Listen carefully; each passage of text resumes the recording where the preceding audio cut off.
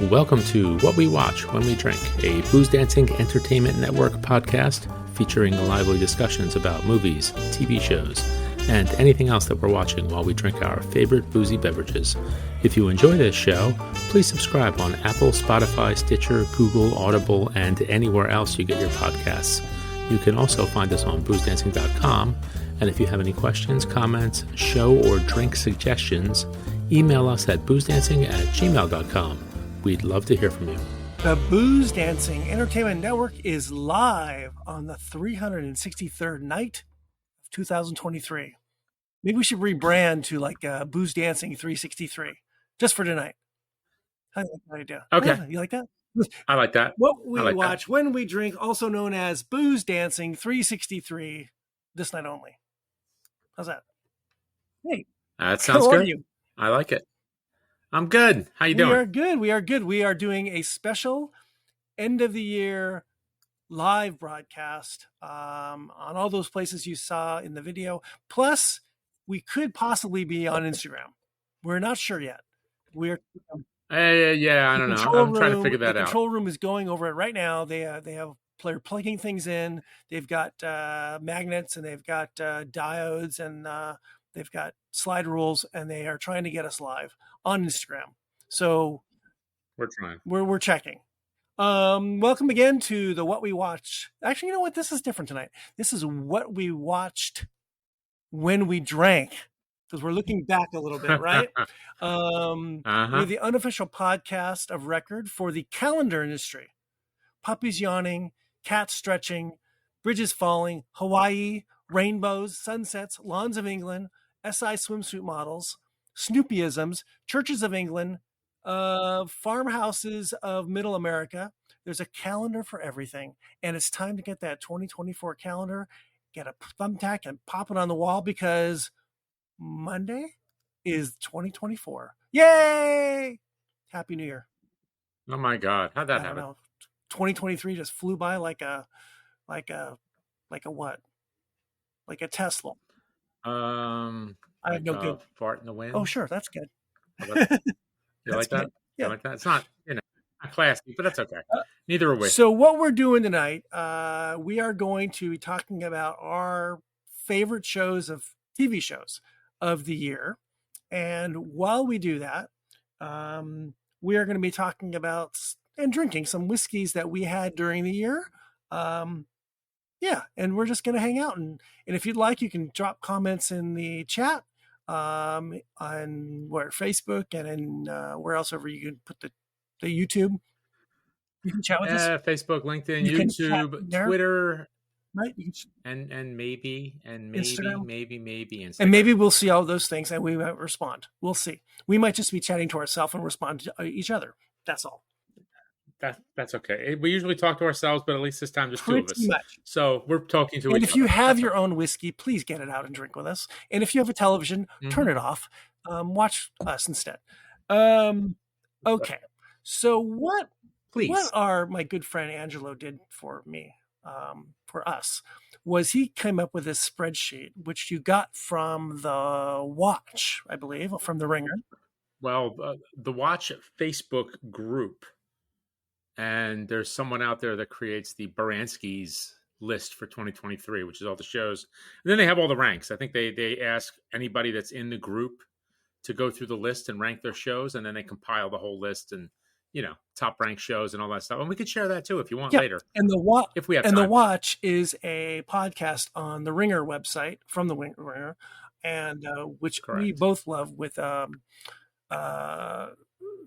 Andy, Chris Ryan and Andy Greenwald. Thank you. And we just think they look at television really in a fun way and in-depth way, and we like them. We aspire to be them. And most important of all, they're Philly guys. Yeah, well, they're Philly guys, and now they're LA guys. So we both have a joint connection to them, right? Perfect. See, they're our guys. So why don't we start with a whiskey? Why don't we start talking some whiskey? I've got a bunch here. I don't know what you got there. I know you got an Irish coffee because you. Yes, I made myself a little drink. I made myself the great Dead Rabbit Irish coffee. Look at you. Name drop. Which is name drop. It's so good. It's so good. But the beauty of it is you can make it at home, and it is really easy, and it's just delicious. No, very nice. Would you like the recipe? Sure. What is the recipe? We are actually Okay, a so food it's network channel also.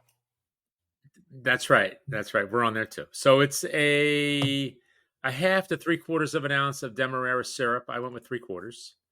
Ounce and a half of Irish whiskey. I used Powers. 3 ounces of coffee, and then shaken to a just kind of runny consistency, heavy whipped cream, no sugar. And then top it off with a little bit of Well done. clove. Top it off with clove. Well, you had me going there until you got to the coffee part. So, because I don't like coffee, but okay. Nutmeg. All right.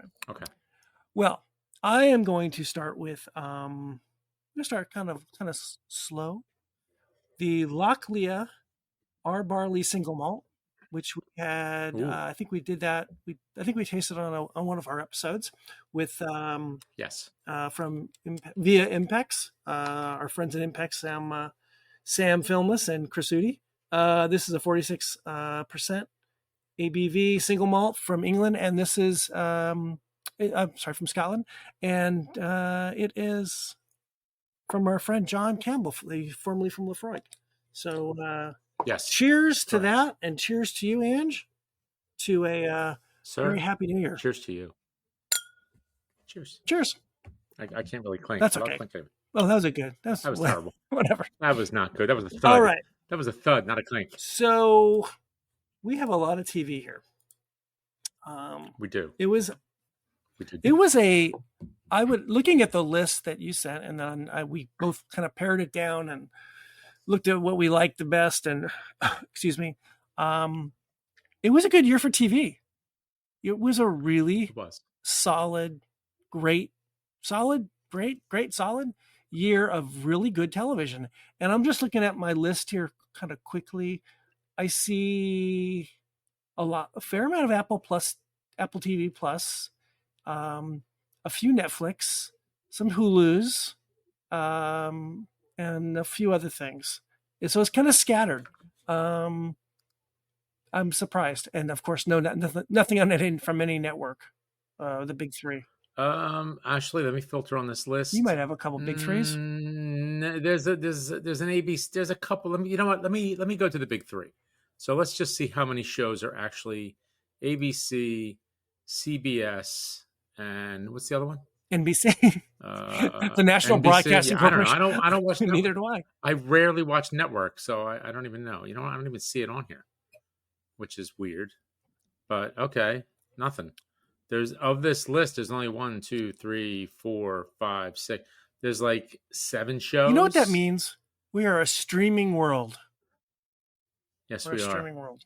We really are. Yeah. And what's funny is, of these shows that they have listed on this list as ABC or CBS, one happens to be 2 seasons of Survivor, and another one was a season of The Amazing Race and The Golden Bachelor.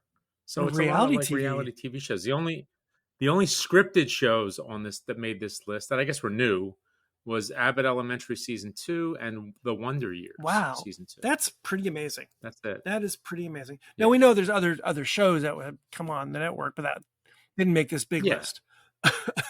Right. Okay, so you just want to throw some names out, talks about some shows as we're not going to really. How do you want to do this? Well, I mean, let me just tell you what I have here. So the list was 213 shows was on this list. Of the 213, I went through to see which ones I actually watched. I watched 22 of them. And there were there's about 6 on the list that I wanted to watch, but either don't have the service yet or just haven't gotten around to it. So, okay. And I kind of broke it down. Of the 23, I just kind of gave them like a letter grade, anywhere from an A+ to an F. Okay. I mean, that's not where they came out, but that's the scale I was using. Yep.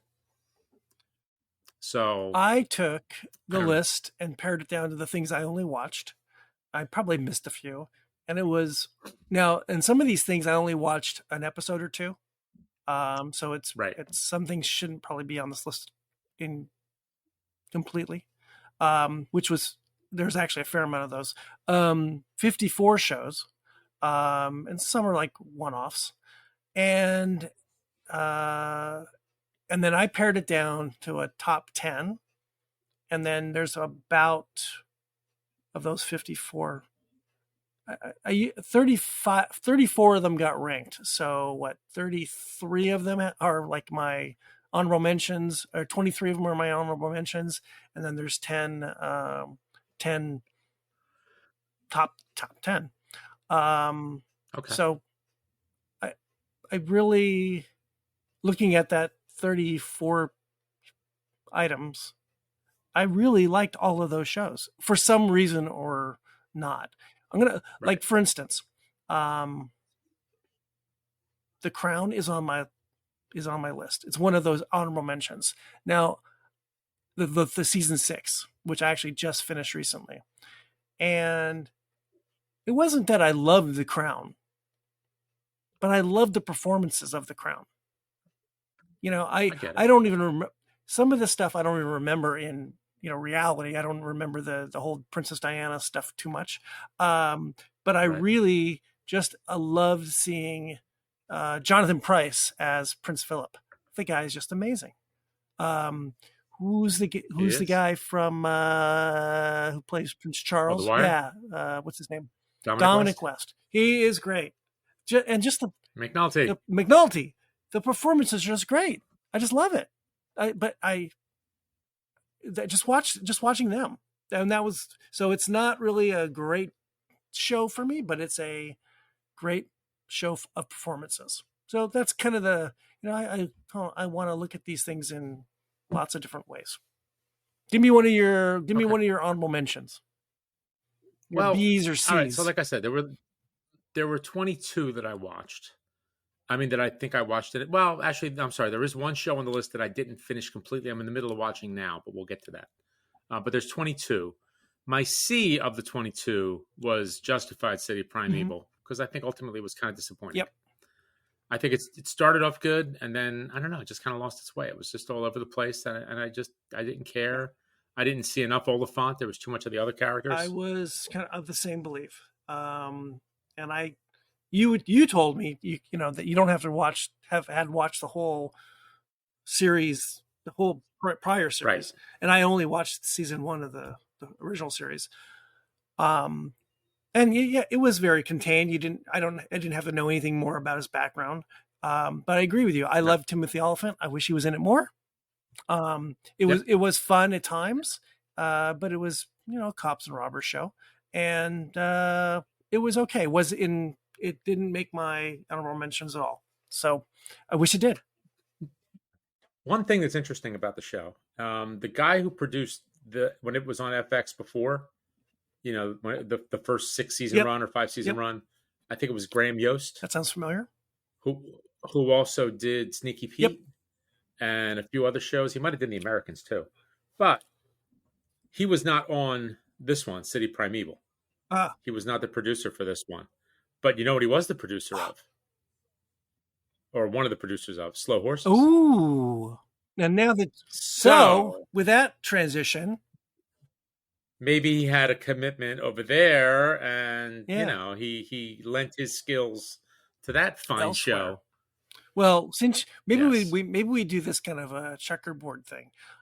So you just mentioned Slow Horses, and that for me, the numbers really don't mean anything, but I had it as number 4 on my list. Okay. It's on. We should mention it's on Apple Plus, Apple TV Plus, Apple Plus, whatever it's called. Right, and season 3 just wrapped up on the last episode of season 3 dropped on Wednesday, and we have both watched it. Correct. It is so fun, so good. I agree. So British, and we both like British things. I just enjoyed it. I think I was on this a little bit before you were on season 1. You were, and you were. Gary Oldman, right?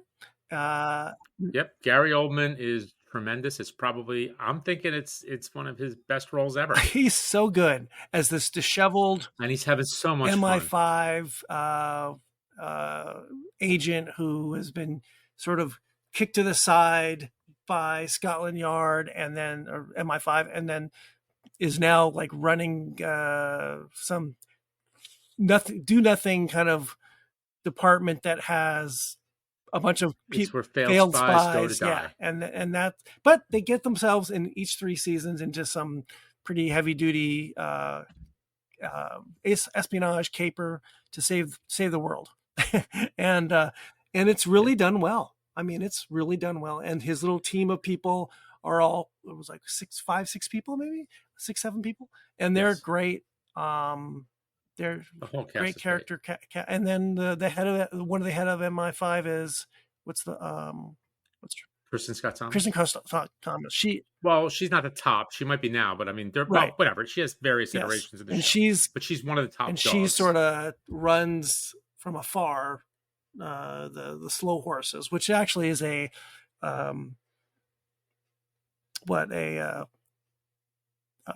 mean name for where they are actually located. The right. Slough House.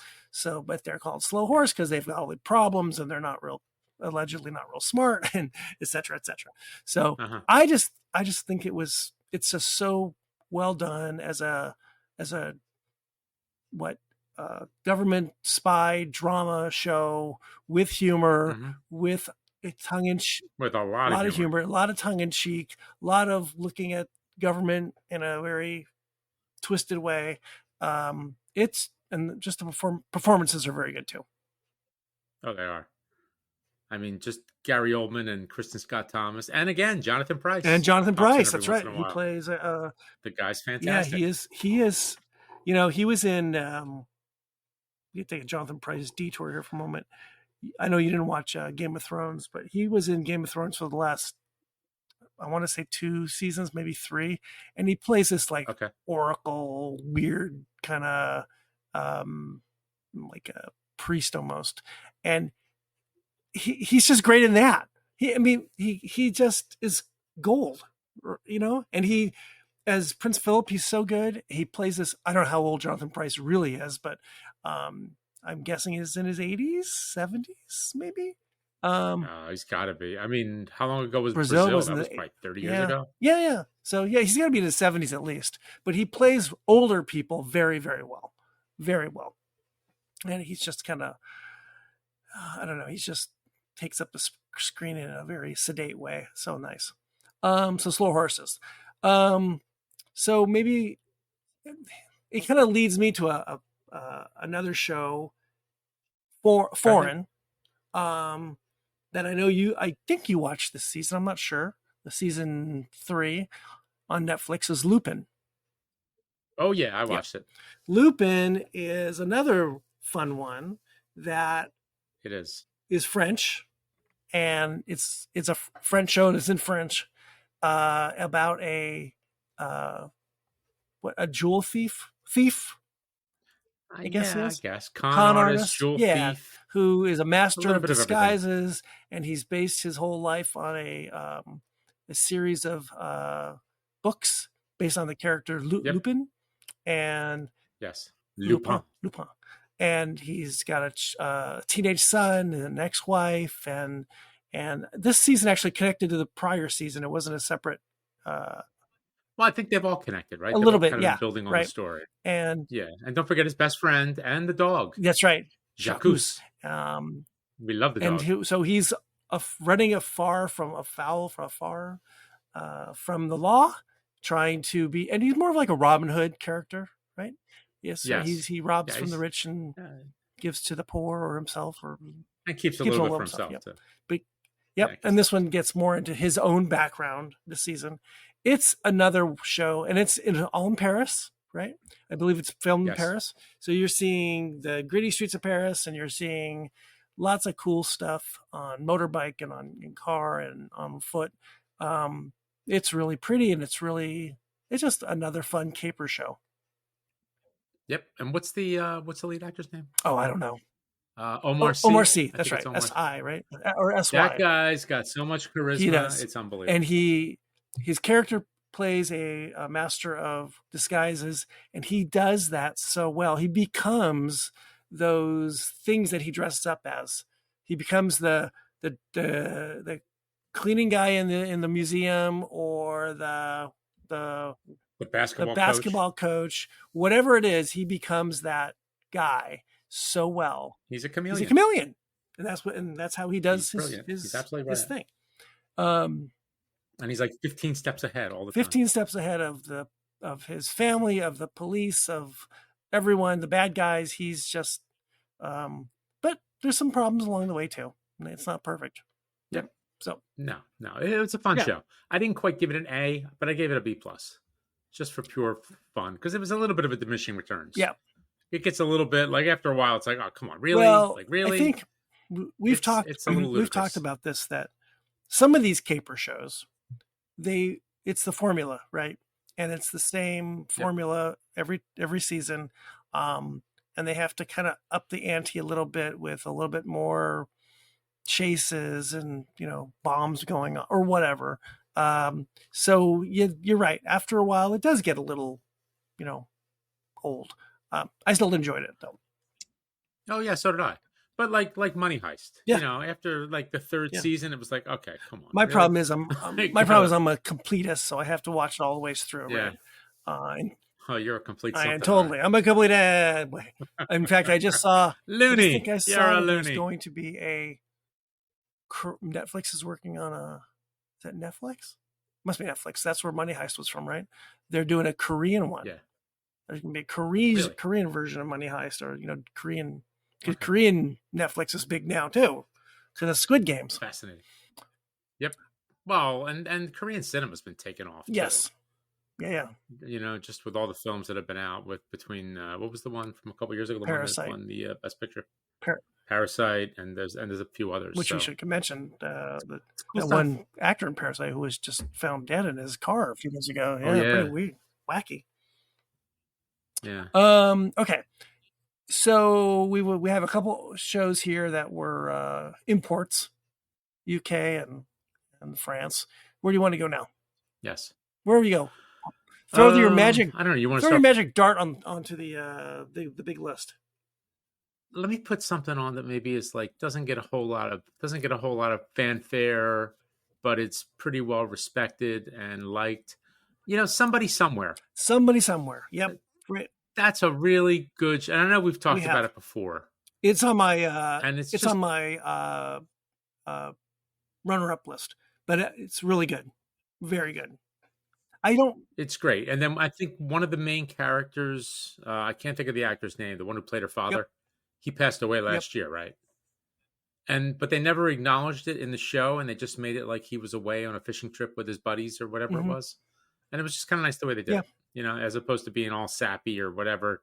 They managed to, find a way to make it a little bit more interesting. What is the lead? It wasn't as good as first season, but I still really liked it. What is the lead's name? What's her name?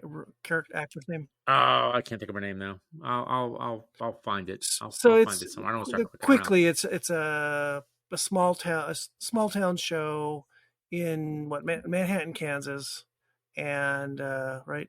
And she, the lead character, comes. Everett. Catherine?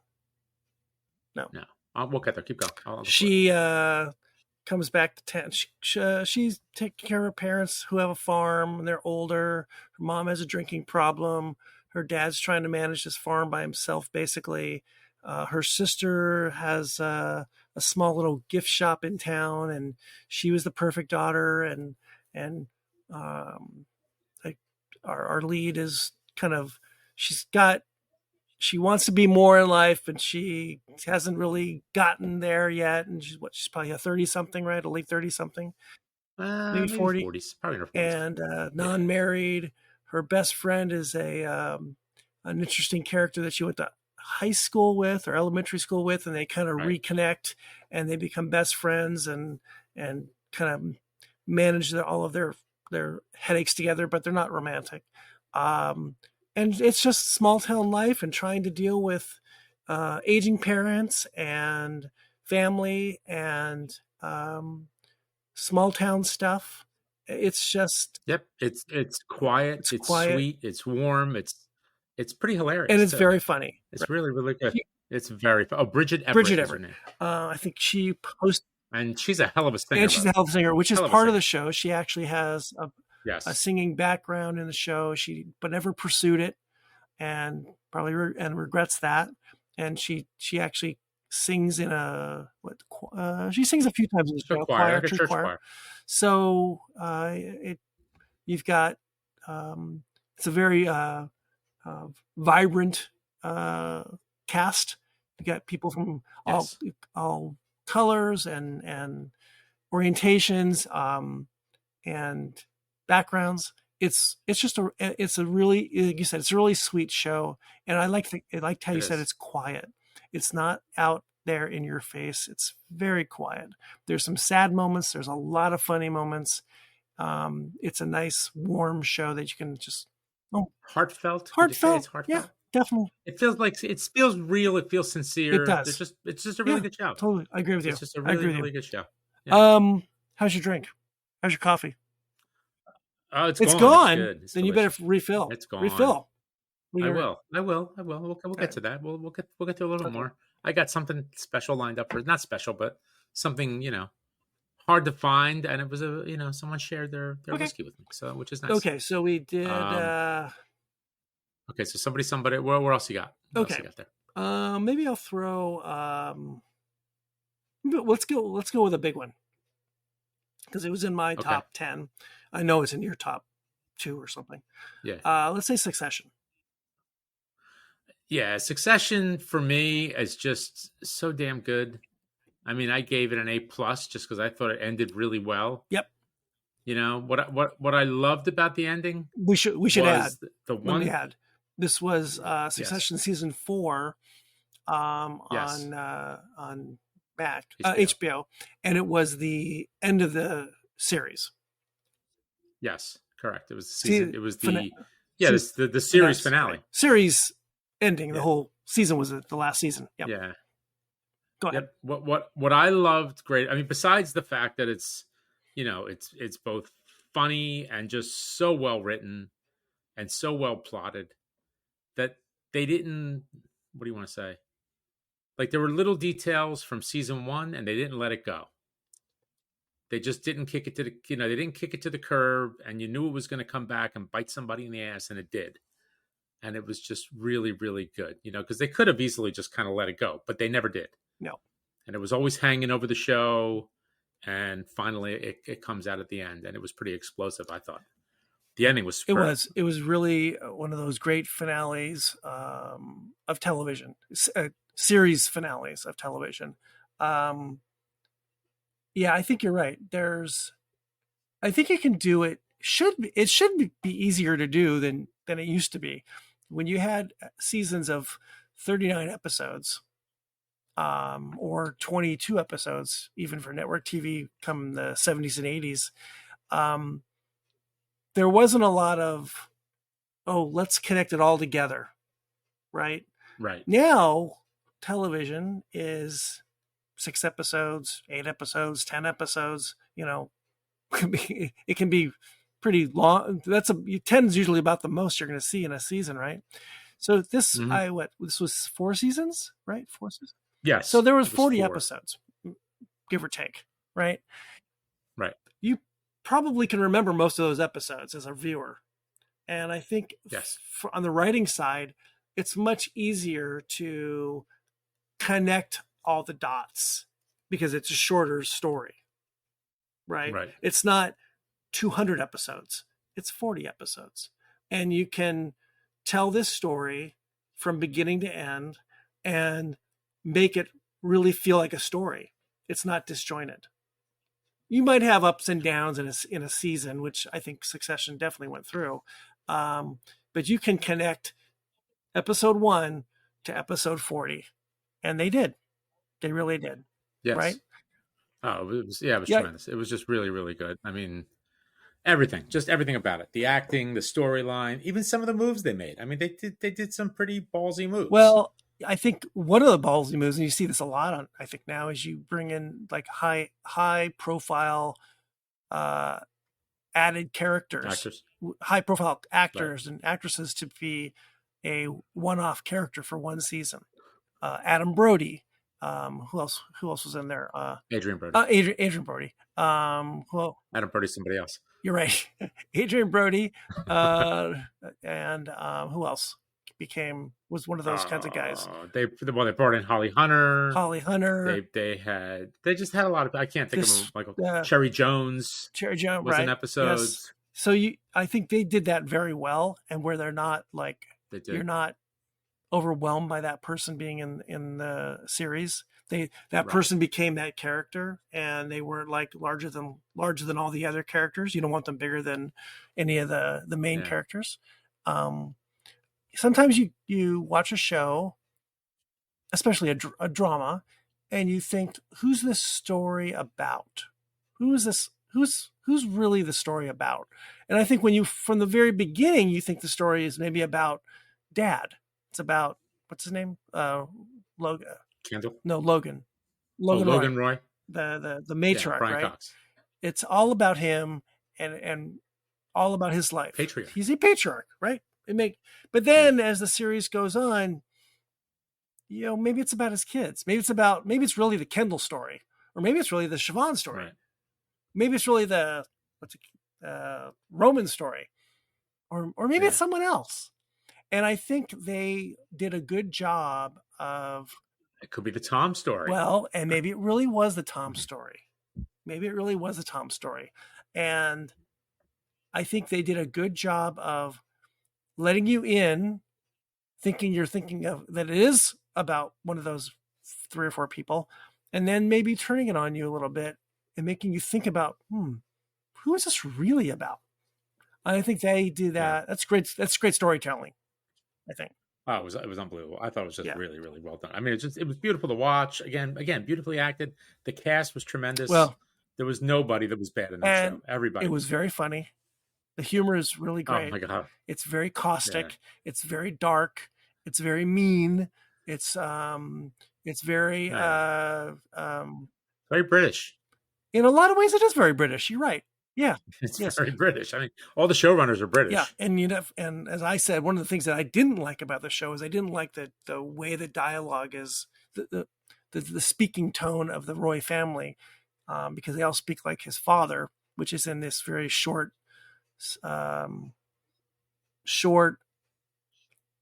phrases and lots of uhs and ems, and it drove me insane. I think the show would be half as long if they just took out all those pauses. And but the funny thing is, it's probably written. I mean, it's definitely written. Oh, I'm sure like it that. is. I don't think they're improvising at all. They speak like their father spoke, right? And that's how he spoke. Yeah. But it was a great show, and it ended great. I think the season was a show that also got out got out when it should have, and didn't stay too long.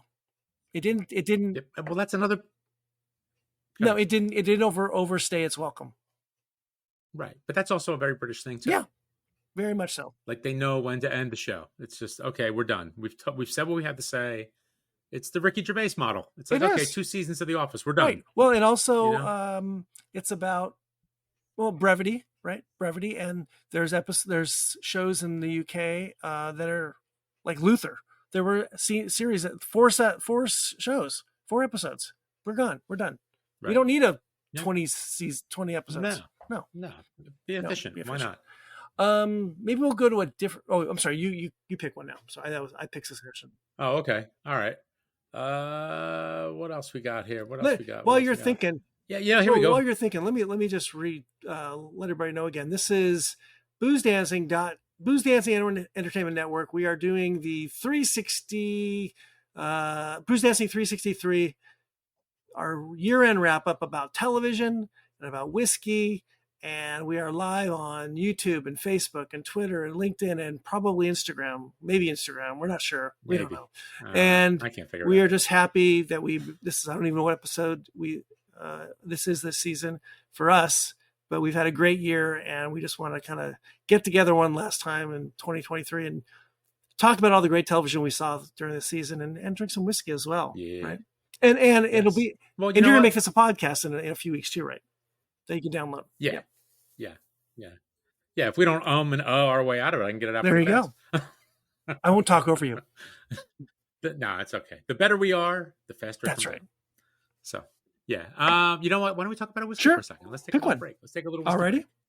Well, what I'm having, I'm going to pour now. I finished my Irish coffee, and again, it was delicious. I'd make another one, but then I have to leave the camera.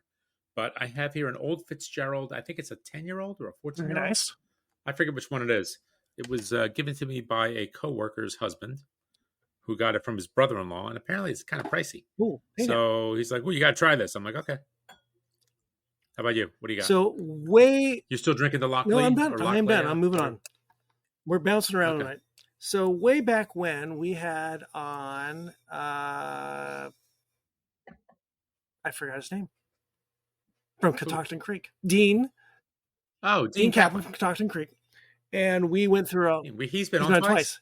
And we had him. The first time we had him on, he walked us through an entire array of Catoctin Creek ryes, and the Roundstone rye. And so I have the 46 proof Distiller's Edition. Yes, which is delicious. So I'm going to pour a little bit of that. And Dean, if you're out there, cheers and Happy New Year. Yes, cheers to you, Dean. Cheers. And by the way, the hot honey rye is gone. I have to pick some more up. So you froze up there. Hello? I think you froze up. Hey, what happened? I don't know. You're back. There you go. Oh, you're back too. You were gone. No. Oh, okay. This is live television, folks. This is what happens on the internet. Hey, what are you gonna do? On the internet. You know, we got to go change the tubes in the set. That's right. We do. I'll go down to Thrifty and get a Thrifty drug and get some more. How's your whiskey? Well, the smell is beautiful. It's it's one of my go-to ryes when I'm making an old fashioned. I would agree. It is delicious. It makes a damn good old fashioned. I've made a few of those. Yep. It's delicious. This smells good. I never had this before. This smells really good. I'm not sure who does Old Fitzgerald. Is it a Buffalo Trace? Is it? I thought it was Heaven Hill, but I could be wrong. We can look that up. I don't know. I'm not sure. Well, it's all right. It's not that important. But I believe it's the Old Fitzgerald 14 or 10. One of those. I don't have the bottle, so I can't tell you. It is Heaven Hill.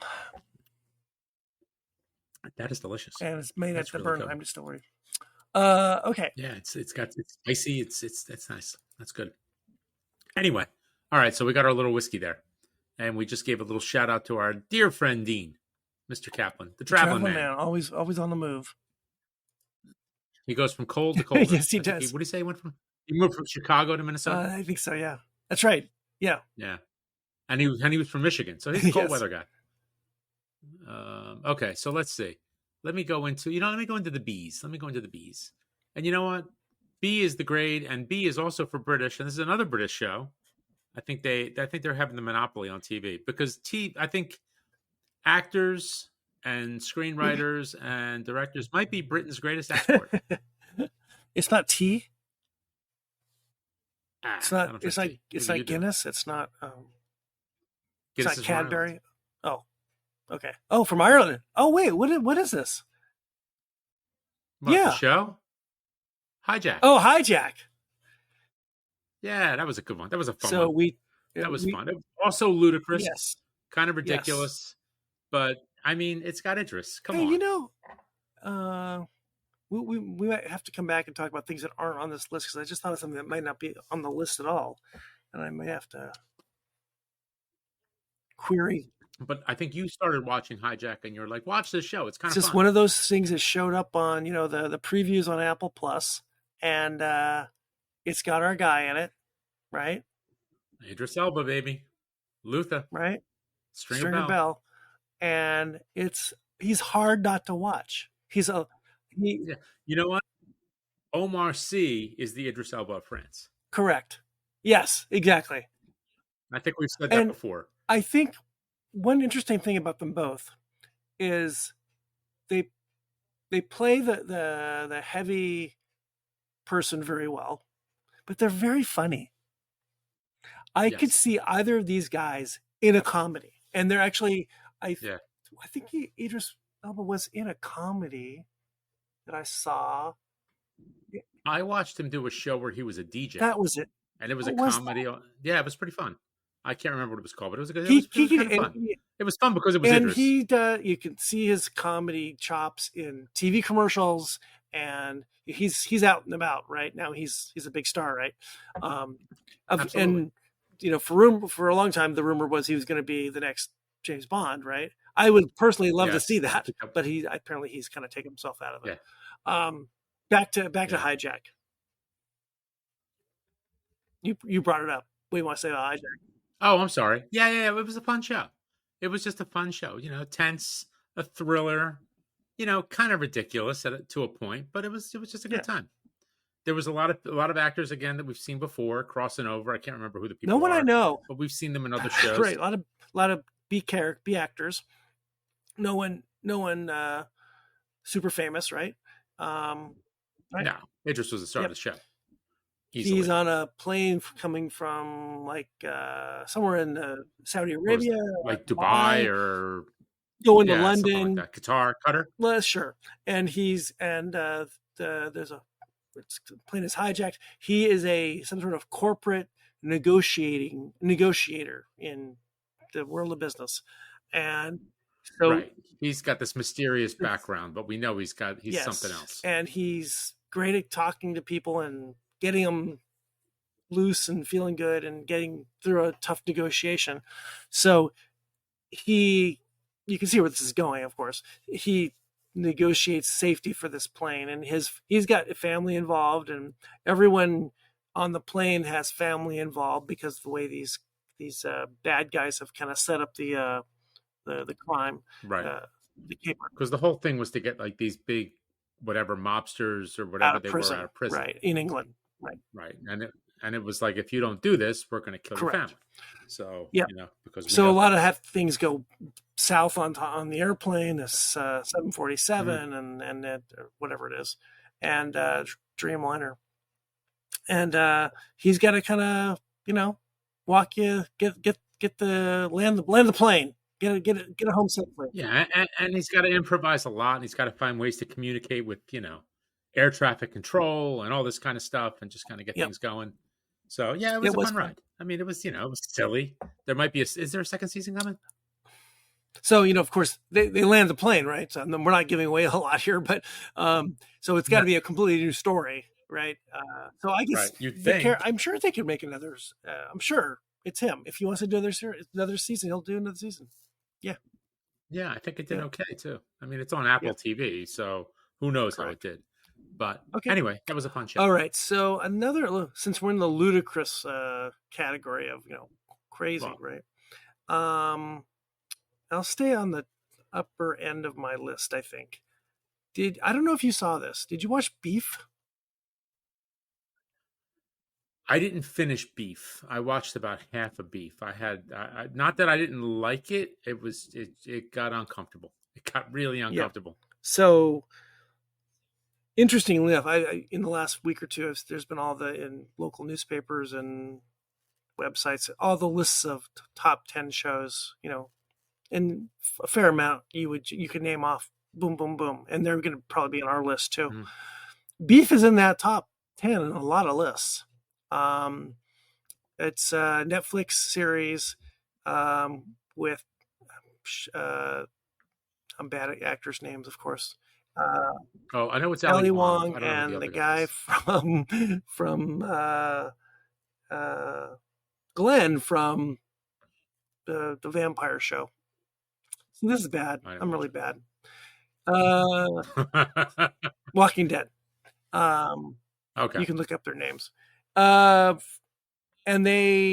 he's a Korean American, and she is, I think, Chinese American, and she's like a designer, like interior designer of some sort, art, right? Something like that. And he is a construction guy. He's having a hard time. He's a down on his luck kind of guy. And they have a run in a parking lot. There's a little road rage. And it just grows into this inferno of rage, escalates where he can't handle that she's been this mean person to him, and she can't handle it. He's a mean person, and their lives get entwined.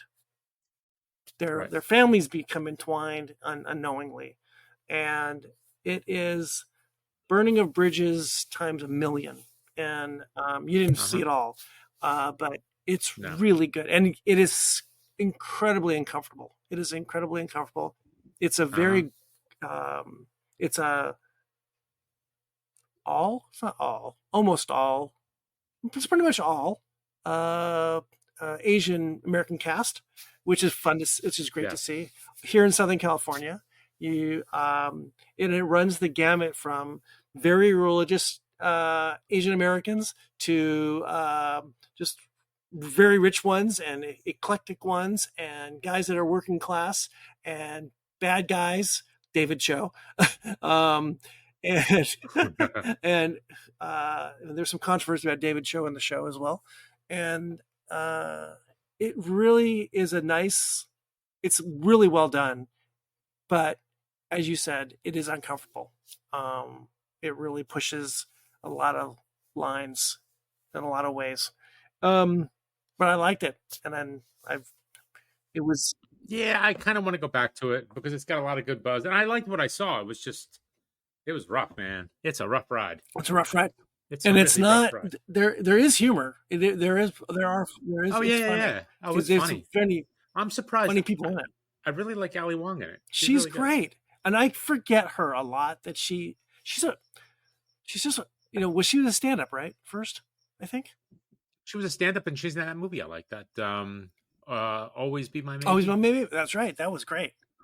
Yeah, she was great in that. Her and Ken Park, I think his name is, the other actor. So it's really good, and I recommend going back to it. And I don't. That's not. I think it's a one and done. I don't think they can do another season of that. I think. Okay. So anyway, that was my next wacko. That's in my wacko list. In the wacko list. Yeah. Oh, you want to go the wacko list? Go wacko. I have another good wacko one actually too. I can go wacko. Okay, so we got This Fool. This Fool. That was on Hulu. Season 2. I give it a B+. It's a lot of fun. I can't remember the actors, but it's like, I guess Chris. Instead of, Chris. What is his name? Go ahead. I can't think of the actors that are in it, but it's a lot of fun. It's in the Latino community in LA. Also another LA show. Chris Estrada. And our boy Christopher's in it, Michael Imperioli. Yep.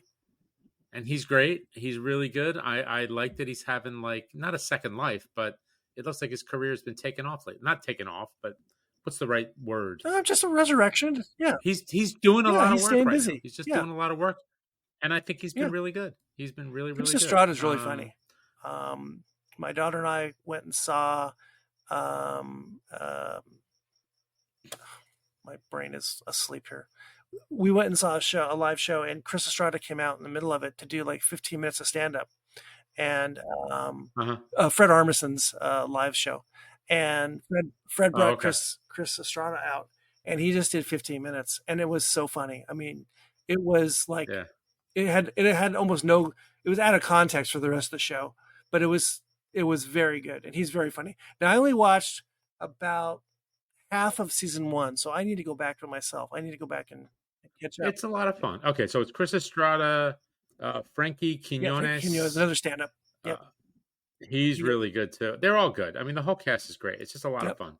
The show is just a lot of fun. It's worth a look. Yep. It's really funny. There's a whole episode with I guess I don't know if he's the grandfather and he's got a rooster and he's waking up everybody in the neighborhood and the whole neighborhood's getting up at arms. It's really good. It's just funny. It reminded me of another show. And I think it was prior to 2023 that it ended. And I don't know. I think it was Hulu, and it was called Hentified. And I don't think I saw that. GEN, like gentrified, but Hentified. Okay. And it was about a family in East LA who are being basically pushed out because of gentrification. And there's a grandpa, and he's got an estranged son, and he's got 2 grandsons. One's a would-be chef who hasn't really become a chef yet. He really should just jump in and go be a chef. And another son who helps grandpa out in their taqueria. And then there's a granddaughter who is an artist, and she just wants to, go out there and be in the world and be an artist, but she also has to help grandpa. So everyone's helping grandpa, but grandpa's got his own problems with immigration issues, and it's a really another Los Angeles based story, and it's really good too, and very funny.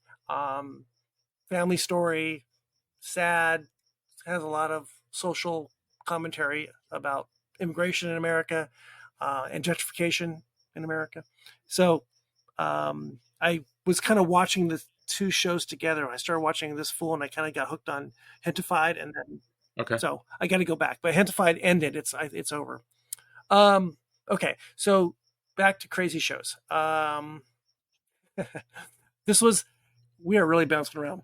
That's okay. So I had never heard of the show, and it got all this buzz, and it didn't make any sense to me what this whole thing was,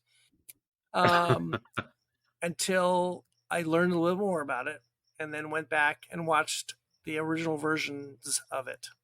Party Down. Oh, I loved it. I thought it was great. I watched the whole series like this past year. Me too. I did not know of the show, never heard of the show. Adam Scott and who else in this cast? There's so many people. Are a group of people who are working for a catering company and doing parties, and they are. Right. And they're all in one form or another in some kind of like they're out. They all want to be actors, right? Kind of, right. And they Jane Lynch is in the beginning, right? Yes. Jane Lynch is in it, and Megan Mullally's in who's it. the girlfriend, the first girlfriend? Okay, let me go through let me just go through a quick cast list here. So you got Adam Scott, who I guess is like the main, he's sort of the lead guy to a degree. Ken Marino, who runs the catering business.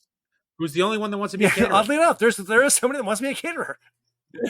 Right. You got Ryan Hansen, he's the blonde guy, who wants to be an actor. Martin Starr, who wants to be a screenwriter. From Freaks and Geeks. And don't forget Silicon Valley. Lizzie Kaplan. I love Lizzie Kaplan. Megan Mullally, Jane Lynch. Jennifer Garner shows up in the last season.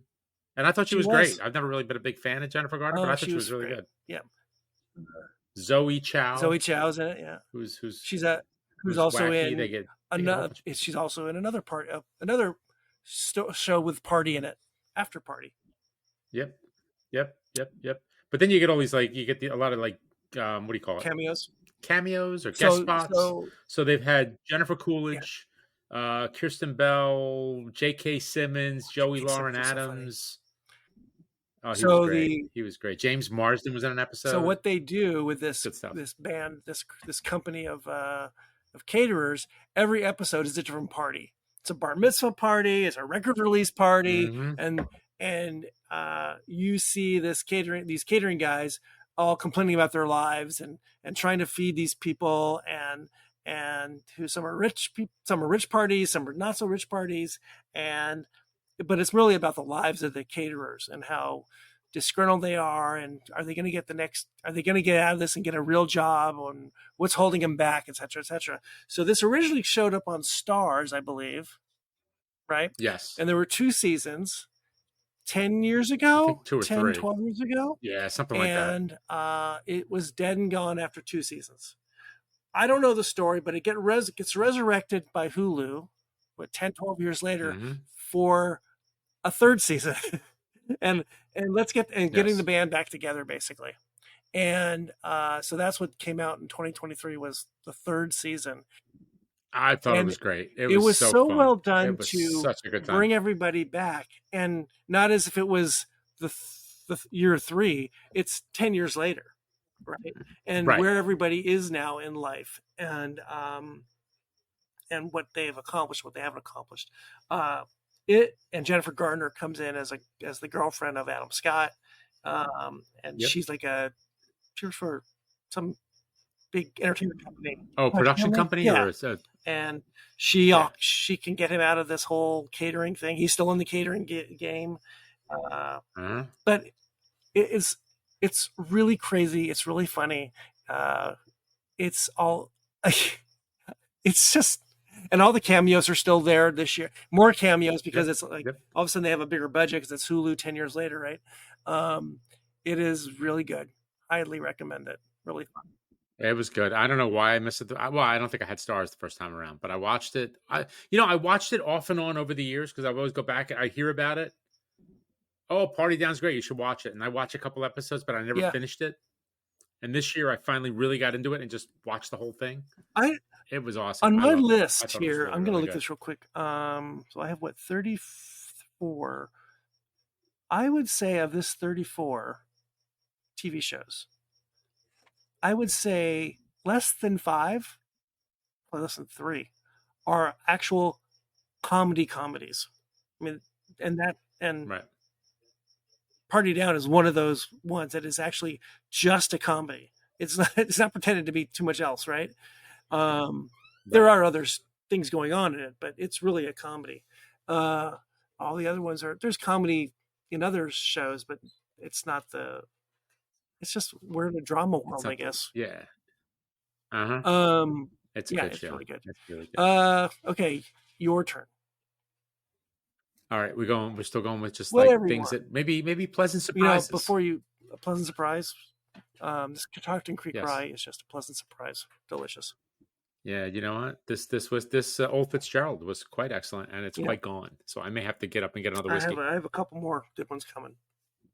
Okay, well, I may have to maybe when you're in the middle of a monologue, I can go. While you're monologuing, I'll go get some whiskey. Babbling, babble away, babble away over to the bar.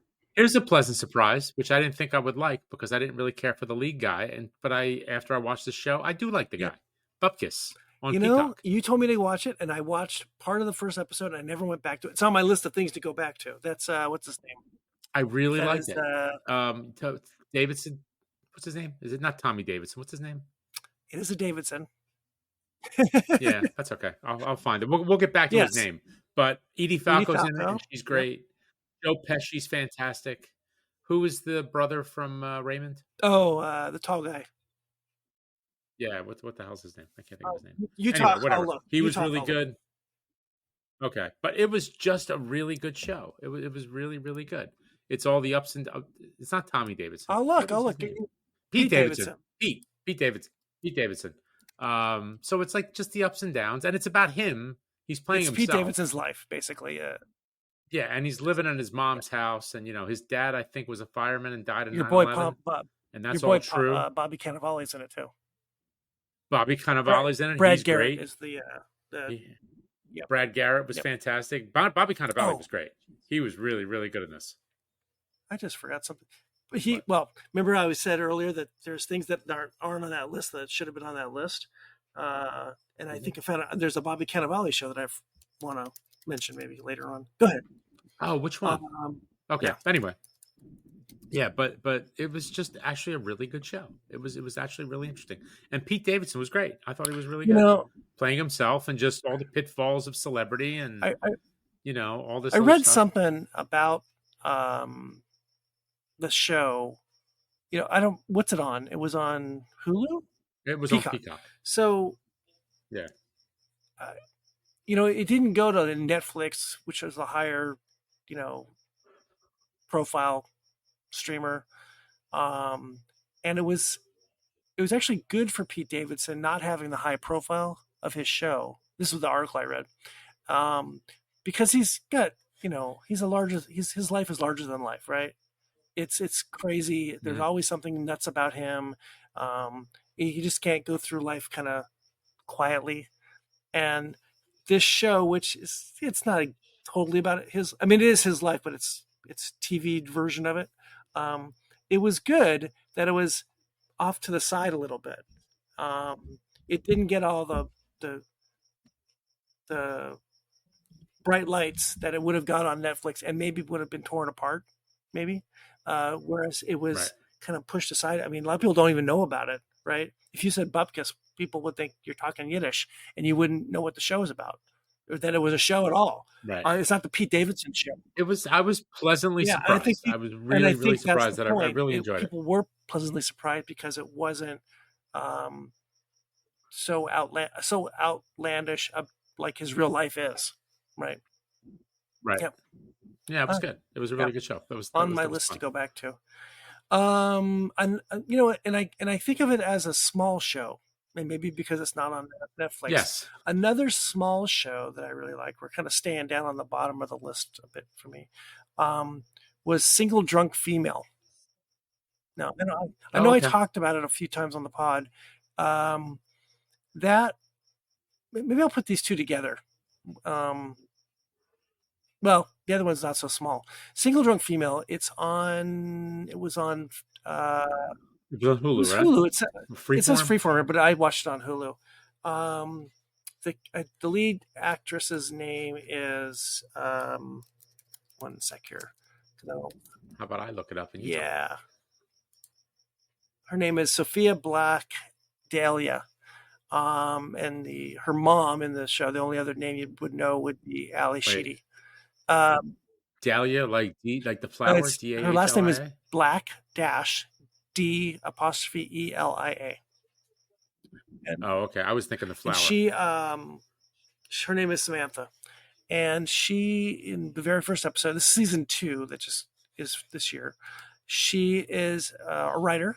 She works for some sort of magazine, but she's an alcoholic, and she gets in a car crash and just totals her mom's car, and the state, or I think it's in Boston. Yeah, Boston. And she has to go to AA, and she has to, can't drive, blah, blah, blah. And her life is over, basically. And she has to basically live with her mom because she's lost her job.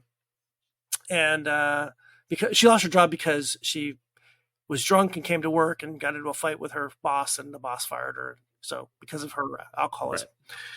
And so she's having to deal with being a 30-something or whatever, 20-something, and trying to manage life as an alcoholic, and going through the program and trying to find a job and dealing with her friends who are not alcoholics. And so it's a bit dark, but it's a bit funny.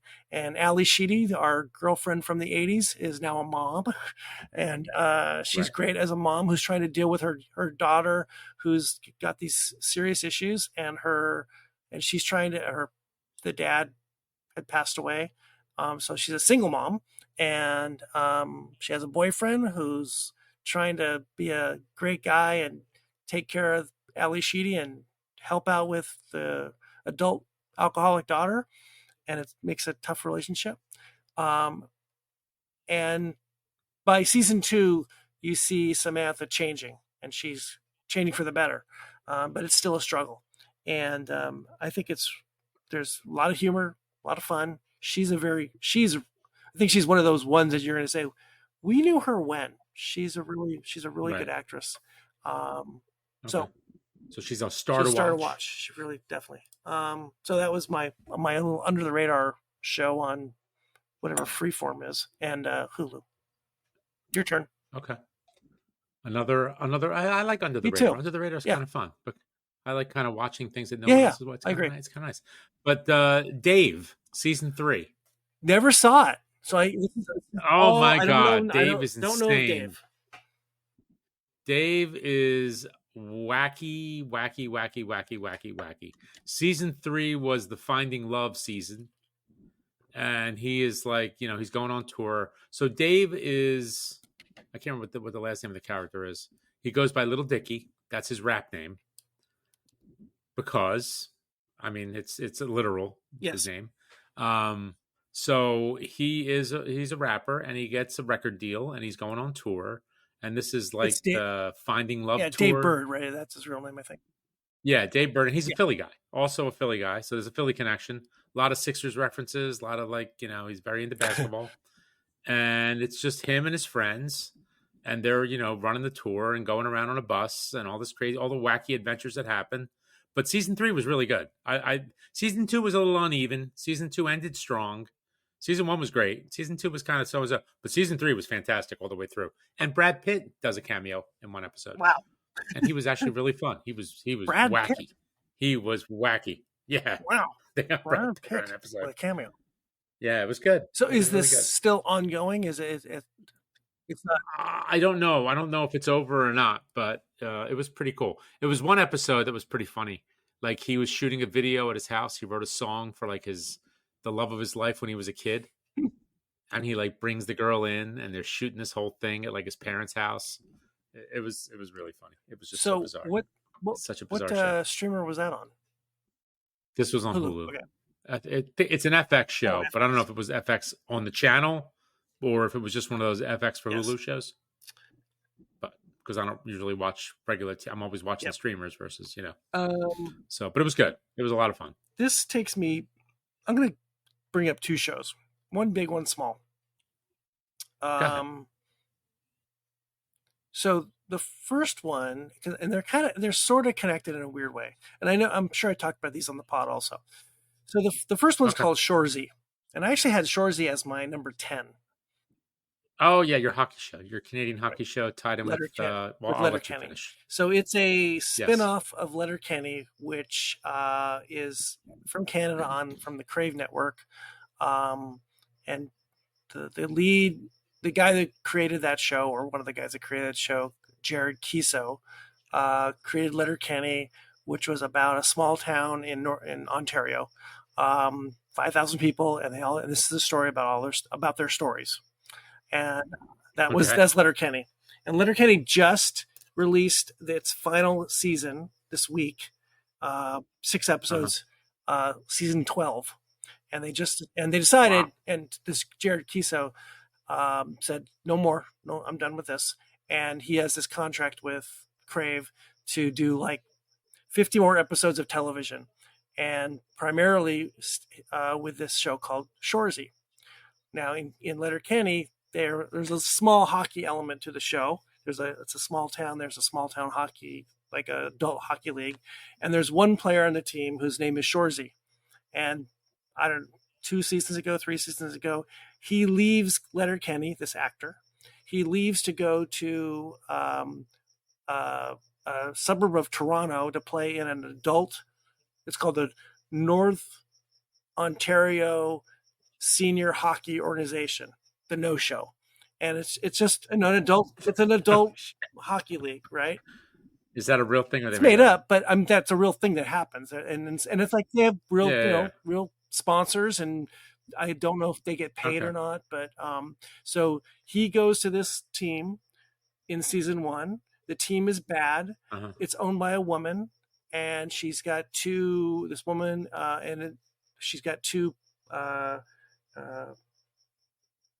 aides, and there's a lot of Native Canadians in the show, and these two women are her side all the time, and they're Native Canadians, and they want a winning team. And so they bring in Shoresy because they know he's like this tough guy who can be a winning guy. And he transforms the team. And he's old-time hockey, and there's this feel-good element to it. And the first season, he turns around the team. It's very funny. It's very raunchy. He brings in players from other who played in the NHL. He brings them in to play on this team, and the team gets good. But there's also this side stuff that goes on off the ice too, and it's hilarious. Now season 2 just passed, and they've actually gotten so good now they're going to like some bigger tournament to be the best team ever in this senior hockey league, senior hockey world, and it's more of the same.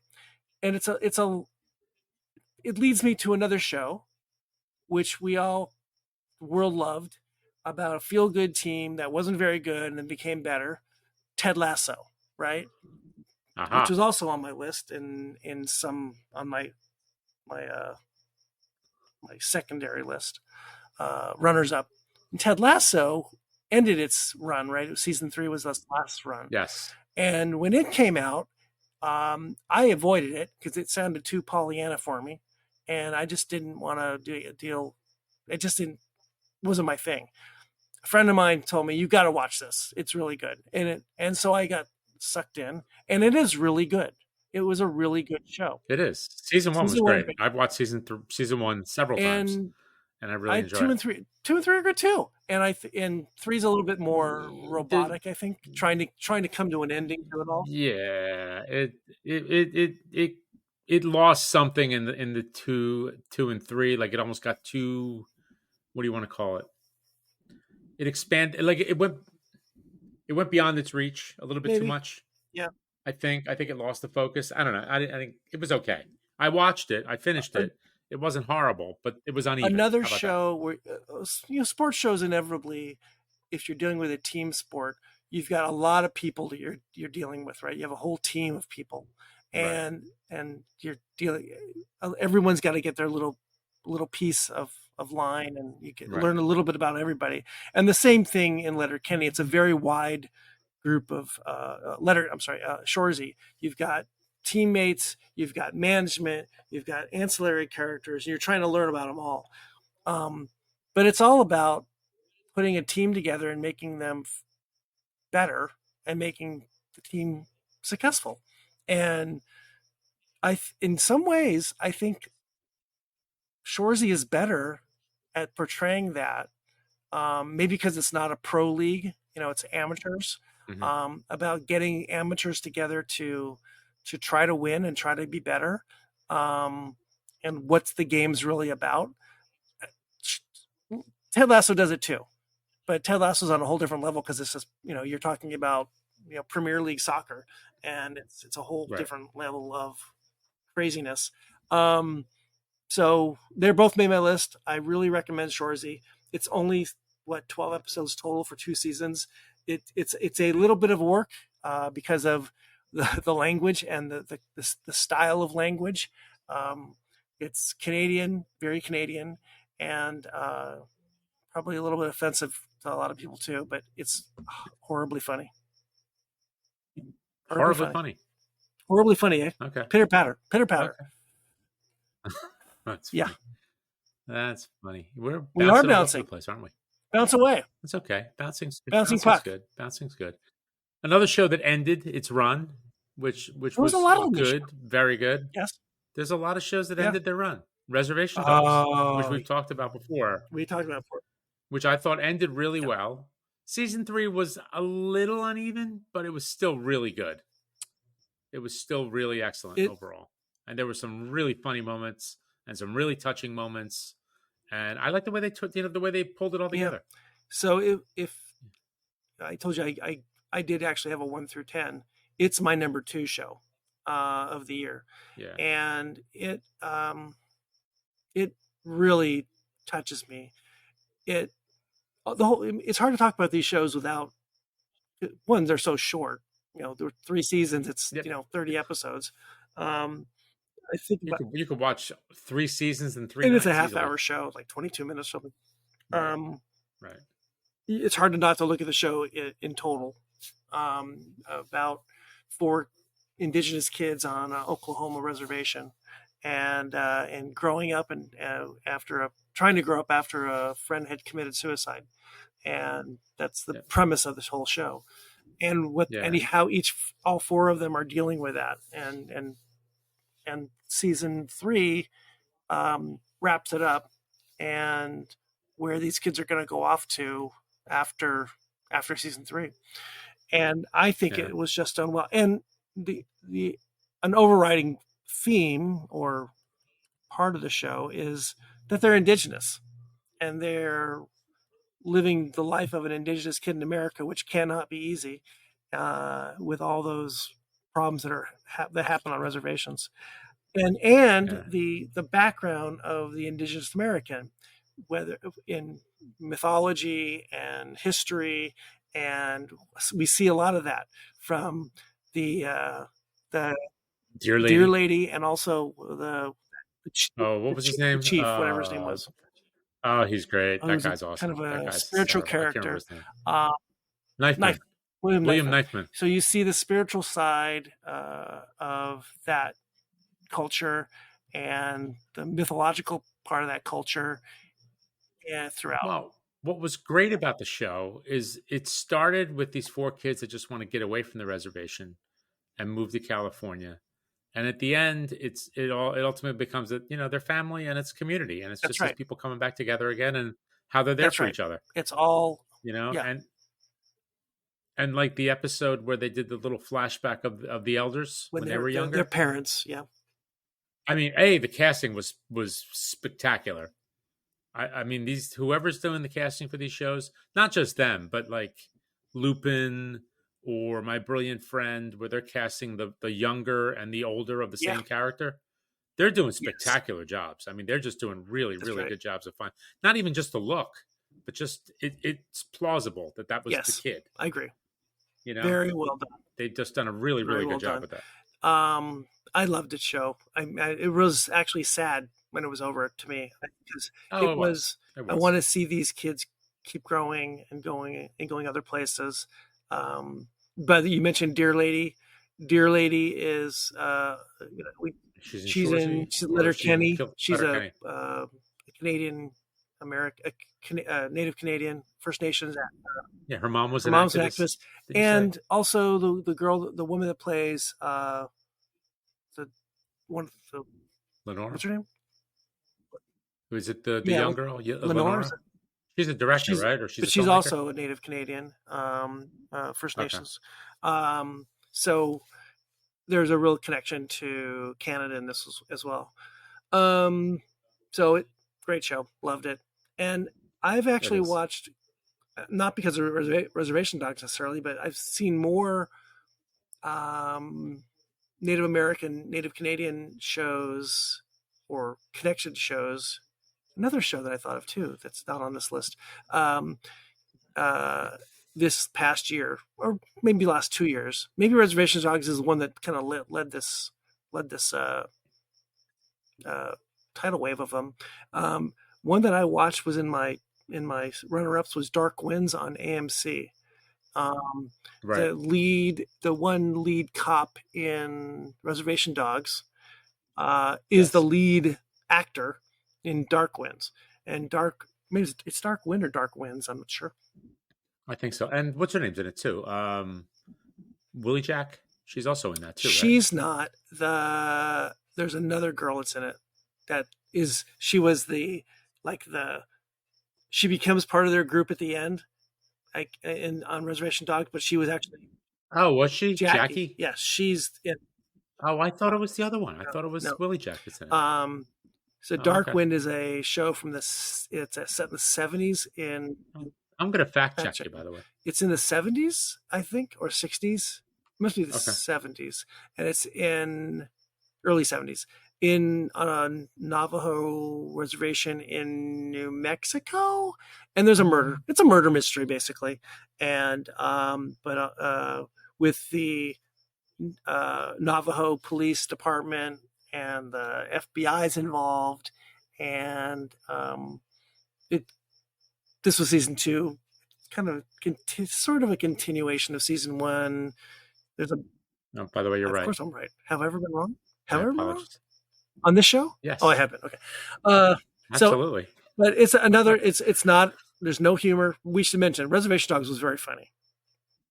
Oh my God! Right. Hilarious. It's semi-comedy. It's a semi-comedy. And actually, the guy you're talking about that's in Dark Winds. I mean, the actor. The chef. What's his name? Yeah, McCarran. Is it Nate McCarran or something like that? Hold on a second. Let me look him up. I'll tell you in a minute. Zan McCarran. He's McLaren. Great. He's a star. He's awesome. He's very funny in that, so funny. And he's very. He's not the same cop in Dark Winds. He is really good, really good. And the woman that plays his wife, same way. And it goes a little bit deeper into Navajo indigenous culture a little bit, because this is all on the reservation in the middle of nowhere. It's really good too. But it's dark. It's a couple murder mysteries in it. So there you go. Okay. What do you got? Need whiskey? Do you need another show? What do you need? Here's a show that surprised me. Another show that surprised me that I didn't think I would like because it's not really my Mhm. genre, but in the end, I really enjoyed it. The Last of Us. The Last of Us. That's the one, the That was zombie the show. Yeah, yeah, yeah, post-apocalyptic yeah, show yeah. with what's his name with the Yeah. Mandalorian. Oscar Isaac, not Oscar Isaac. No, not I get. Skarsgård. We are the I'm the worst. worst. God, We we're really bad. should. We We both really are. should plan these shows. I'm terrible too, and he's everywhere Yes. too. Whatever. Anyway, the Mandalorian. We're gonna call him the Mandalorian. His name is like Ryan's Pedro name. But Pascal. Pedro Pascal. That's it. Pedro Pascal. I thought it was just a really good show. I was surprised because it's not really my thing Yeah. usually. Especially it's like based on a video game, which I don't know nothing about. Oh yeah, I I've know heard nothing about that. The Yes. Last of Us, the game. That's right. Yeah, and then the girl who was, I think, was she on Game of Thrones? The little girl, yeah, Bella Ramsey. Yes, she was on Game of Thrones. Bella Right. Ramsey, which I didn't like her at first, but she really grew on me, and she was excellent. It was just really well done, and it was cool because, like, I was expecting to see zombies and monsters and all that, but it was used judiciously. You know what I mean? It was like, well, it's not. It was like it's not about the zombies. It's not. Sure. No. Yeah. It's not. But I was thinking it was going to be like that, like The Walking Dead, or I was, but it wasn't. It was used properly. Correct, and I think you said Walking Dead, so we'll bring it up. So Walking Dead, unfortunately, I think, although it was very popular, it made the zombies almost as important as anybody else in the beginning, at least, until it kind of found its way and it became a story about factions and how factions get along, and then, or how groups get along. I think The Last of Us never ever intended for the zombies to be a character. That's right. Yeah, it's not. It's about survival and moving on and moving forward, and it does it really well.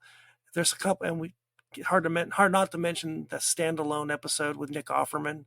That was fantastic. Murray that was just tremendous. Bartlett, I think his name is, and great episode. And there's some people in this show that are really great. There's some big names as well. It's really good, and it was I wasn't in love with it, but it. Well, I gave it a B+. About it more, so. I like it more now in retrospect than when I was watching it.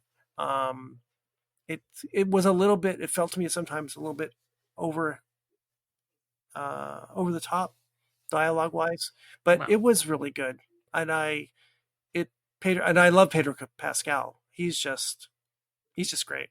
He really is.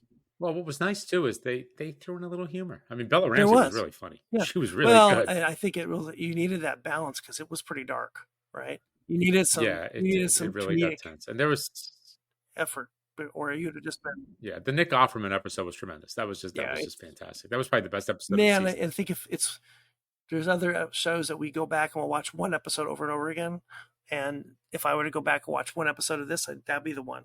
I think it was episode 3. I would watch it again. Let's see. Well, before we go too much further, I want to say again that this is Boozedancing live, the Boozedancing Entertainment Network, on our year-end special here. We're also calling this Boozedancing 363 because this is the 363rd night of the year, and we're live. It's got a nice symmetry too. It does, 363. We are live on YouTube, Facebook, Twitter, LinkedIn, and possibly Instagram. This will be turned into a podcast in a few weeks. And months? Did you say months? It could be. I don't know. The What We Watch When We Drink podcast. And we are just going over our favorite shows from the year in kind of no order. And we're also talking about some of the great whiskeys we had during the year. I'm going to pour myself another one since we're talking whiskey. All right. Well, you know what? Well, you jibber jabber a little bit. I'm going to get a little booze. Okay. I'll be right back. So, about a year ago, actually, I was lucky to meet here in Los Angeles Dave Mitten from Corby Wine and Spirits. Dave, they are an arm of Hiram Walker, and Dave came on our show and sent us a bunch of samples out and from Hiram Walker. And one of the ones that he sent us, which I just I loved it before, and I really love it now. Another What do you love? the Lot 40 Dark Oak, Oh yeah, that and was good. Thanks to our good Dave, friend right? Dave Mitten. And it is a beautiful whiskey. Boy, it is just. And the regular Lot 40 I loved beforehand for a long time, and then the Dark Oak came out, and I think the Dark Oak for me is, I don't know, it's bolder. I just think it's just more my profile. It's just beautiful. Okay. So that's what You I'm are on now. bold. You I are am bold and and beautiful. beautiful. I am all my children of That's right. podcasters. Well, there was a show, The Bold and the Beautiful, wasn't there? Wasn't that a Hence soap opera my as well? reference. Yes. I know, but that had nothing to do with all my No, children. it was a did soap opera thing. Okay, I got you. Wrong All network. Right, all right. Bold and Beautiful was CBS. All Okay. my children was ABC. Yes, it was. Yes, it was. The The Cassadines. Cassadines, that's right. They're dropping, and The they literally. It Cassadines. seems like every time I'm looking at the newspaper, one of the Cassadine drops dead. It's weird. They're all dropping dead. Luke and Laura, baby. Didn't she- Luke and Laura. Luke died, and Laura's gonna probably got one foot in the grave. Yeah. I have no idea. It was a long time ago. So what I poured myself was a Tamworth Distilling Chocorua rye whiskey. What the heck is that? I honestly don't know. There's a lot of words on this. There's a lot of writing. This is from Tamworth Distillery in New Hampshire. You said Tamworth with a T. Yeah. Yeah, Tamworth. We got this bottle along with their Art in the Age fig cordial, and it was going to be a variation on a Manhattan, and it was delicious. But I didn't actually try the rye on its own. Okay, that's so I'm trying the rye on its own. Stephen Grasset, yeah. From what was it, Quaker Mercantile? Oh, I don't know that. I know Art in the Age. Yeah, he's Art in the Age, Quaker Mercantile, Tamworth Distilling. They're all his. You took me to Art in the Age when I was visiting. Yeah, he's a wild man. He is a wild man. Yep. What's your friend's name? The PR person there. Oh, Kylie Flat from Kylie, if you're out there. Yep. Yes, hello, Kylie. How is it? Yeah. It's good. That's really nice. It's a little grainy, but it's good. The Dark Oak is just, it's Dr. Don Livermore, but Hiram Walker. The man is a genius. Ironic, right? Livermore. Or liverless. Liverless, yes. Or actually, it's more like livermore, as in you need more liver. Where were we? Okay. Back to TV. What was Last of Us? We were talking The Last of Us. Last of Us. Okay, so Last of Us. That's kind of a dark show. Well, let's see. How about why don't we go upstairs here to my number 3? Okay. Barry. See, that's on my. I gotta watch it. I gotta go back to it. I don't know. So this is season 4. Was season 4 of Barry, and the end of. And so since you haven't seen it, we won't go too deep in it. But Barry, Cinemax, HBO, Cinemax, Max, and HBO. The 4th season of this crazy show. I mean, I don't know what you say about it. It started off sort of like you think it's going to be a comedy, and it gets way darker than that. I mean, it's funny. And season 4 is darker and crazier than anything else. It's Bill Hader as a hitman who was an ex Marine, who he was a sniper, right? Wasn't he a Marine sniper? Who's really suffering from PTSD, and he comes to LA and gets himself into, kind of wants to be out of the business, right? And gets himself into an acting class that is taught by accidentally. It is taught by Henry Winkler. And in this class, he meets his friend, girlfriend to be, Sally, who is played by Sarah Goldberg, and his handler from the CIA. Do we know who? CIA is Stephen Root, who is just tremendous. And All right. there's an ongoing crime thing that he has to, hitman thing that he has to do. And he goes through this horrible process of trying to separate himself from being a hitman, but he can't. He's stuck in it. And so we see this over 4 years, 4 seasons, and then it all comes to a interesting. I'm not going to give it all away here. In season 4, it is tremendous, and this is another show that even if the show wasn't interesting to you, the the individual performances are just insanely good. It's like The Crown. Henry Winkler is just amazing. He is not even remotely Fonzie anymore, right? He is a quality American actor of the highest level, at least on the TV level, TV style. Hader is just Hader. He's just great. And if you thought that Bill Hader, the guy from SNL, was going to become Barry and this kind of quality actor, you may have never said that's not. And writer and director. And director. I mean, he's doing the whole show, right? Yes, He's a correct. showrunner. Is he showrunner? Well, not showrunner, but I mean, still, it's his show. Stephen Root is just great in everything. Sally Goldberg, is that her name? Sarah Goldberg. Oh, and one person I forgot to mention is Anthony Carrigan, NoHo Hank, who plays the. Oh, okay, he's great. He's like part of the the Armenian. Serbian mob or Croatian, Armenian? I don't know what they are, mob in the valley, and he is maybe it's Chechen. It might be Chechen. Chechen, and Chechen. He is so good. I mean, if there was a guy that needs a spinoff, that would have been the guy. He is so funny.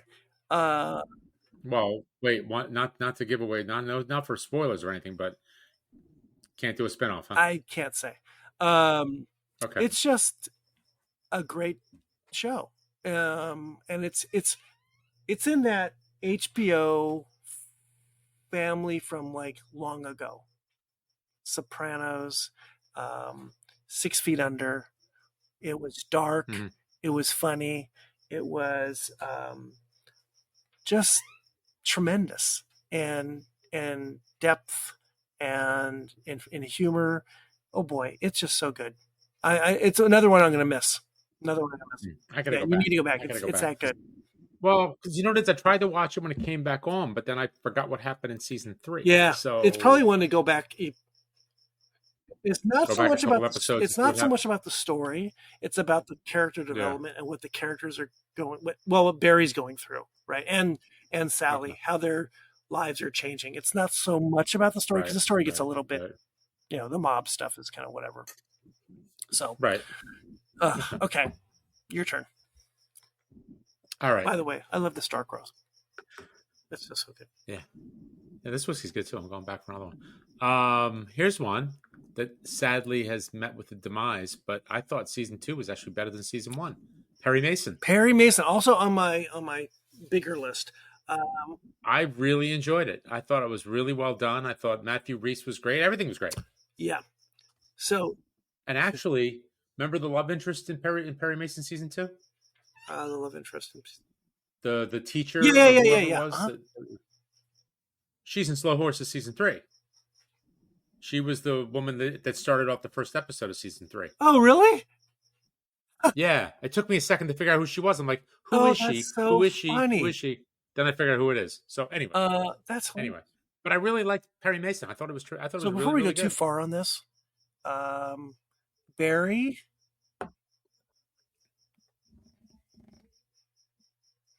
Beef.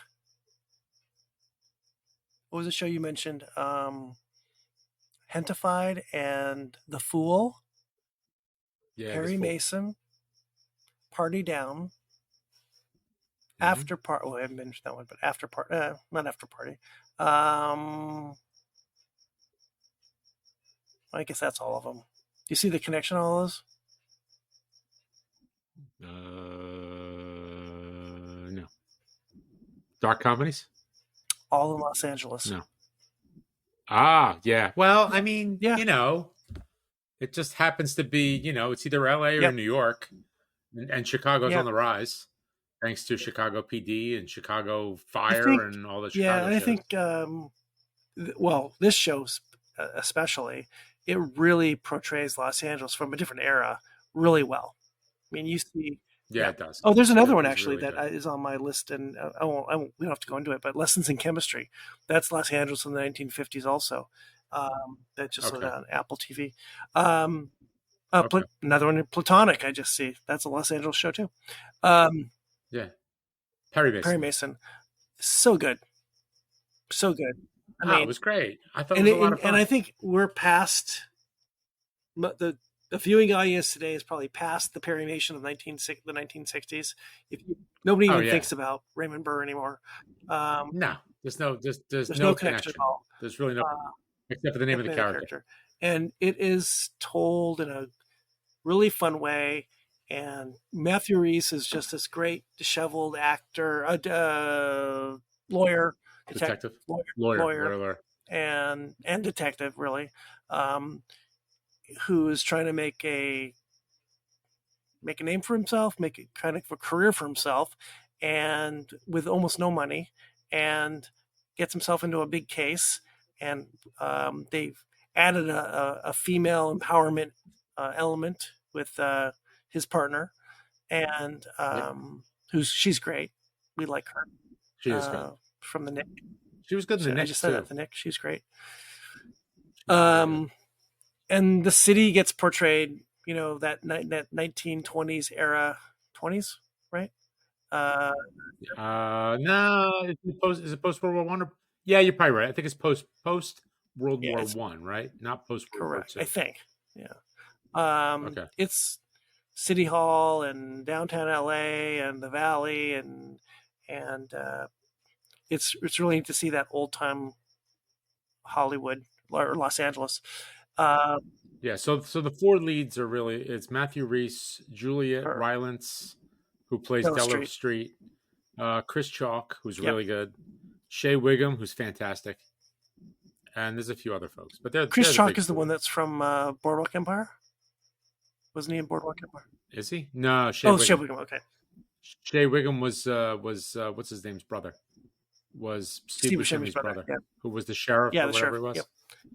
Shea Yep. Wiggum's great. He's He shows fantastic. up in a lot of places. Yeah. He's awesome. He's really really good. I really enjoyed it. I really enjoyed season 2, and Matthew Reese. We have a sort of we have a kind of like 6 degrees of whiskey, right? We got a whiskey Right. connection. So Matthew Reese is from Wales, and Wales. Matthew Reese likes Penderyn whiskey, which is a single malt from Wales, and Penderyn whiskey is imported by our friends at Impex, right? Correct. And so there's been single casks coming from Single Cask Nation, Jason and Joshua, and we have been lucky enough to sample those things. We've talked to people from Penderyn before. So, hi Matthew, you should come on the show one day. Right? That's right. You should. I want to hear about his I boat. want to hear about his boat too. I want to hear about the boat. I want to hear about the boat. I want to talk to the Americans. Oh, the Americans. I want to talk about the boat. Yeah. So yes, great show. I'm sad. I was very sad Yep. by the news that it wasn't coming back. Okay. How about? Oh, you know what? This is a great lead-in. Now, this is a show I don't think you watched, but it was in my runner-up category. The Diplomat, starring Oh yeah, it's with Ray Russell. Perry. Yeah, Matthew Reese's Exactly. wife. That was my connection. And co-starring the Americans, where their romance That's right. blossomed. And in this show, she her where they left their spouses and went off together. right. But that's another story. But that's okay. That's another story. This is a interesting. It's on Netflix, I believe. Right, Netflix. Yep. She is a diplomat and working in Washington, and she is given the job to become. I'm probably telling this a bit wrong. Basically the ambassador to England because of some deaths and such. And her husband, played by Rufus Sewell, I think that's his name. Yep. Who Yeah, I his think that's right. I love that guy too. He's been in a bunch of things, and he's Yep. always great. Man in the High Man in Castle, High Castle. Uh, which I didn't he care was for, but also in. I loved it, and he was also in the jousting movie. oh yeah. That's right. The first night. Oh, no, Last what's it night, called? first night, something No, night, first night, last night. Night's Tale. Knight's Tale. Um, Knight's Tale. he's really good, and so he is a former. I think he's a former ambassador, a former diplomat of some sort, and he's just the wife, the husband of the diplomat, and he's All right. still got some. He's still got some what push and pull in the game. And while they're in England, changing, her becoming this new person or new job, things go awry. She's got to calm the tensions down and solve this big Oh, thing. and we're drinking rye. We are drinking so rye, right?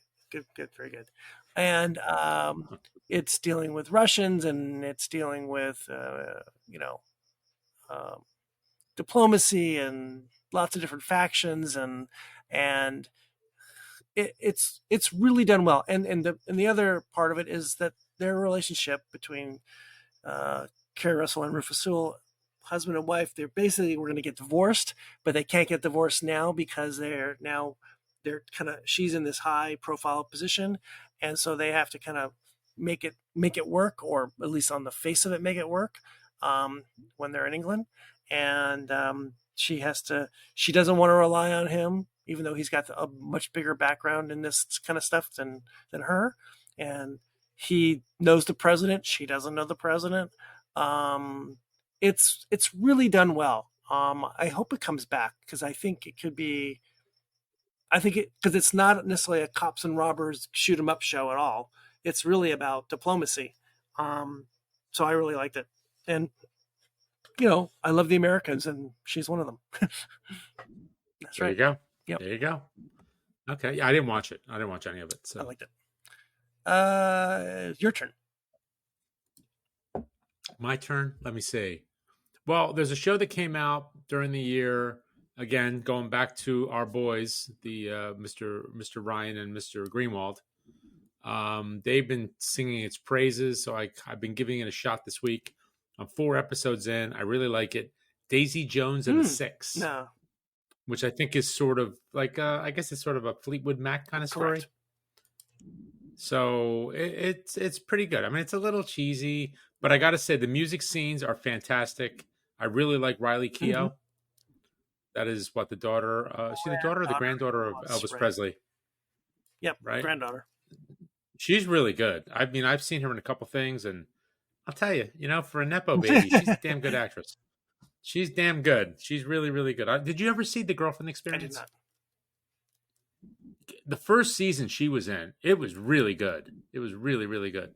I would say go back, and if you have time, if you're into it, watch it. It's pretty good. But anyway, she's very good. The guys that are in the band are really good. And what's cool, what kind of wins you over is when they have the studio scenes where you see them because there's like a little friction. There's like this band, they're going by the Dunn brothers, and they're okay. They've got a lead singer. He's pretty good. They're getting a contract. Of course, the lead singer, they move out to California with all the, the whole band, and then his girlfriend. The girlfriend gets pregnant. They get married. He's not very into this being a father thing because it was very unplanned. Mm-hmm. So he gets a little bit of an alcohol and drug dependency issue, goes to rehab, all this kind of stuff. So the band kind of is a little bit washed up, but they get this one record before he goes to rehab. They've got this one guy who's kind of he was like I don't know, like a Phil Spector type, but he's been kind of down on his luck. He's had a couple of bombs.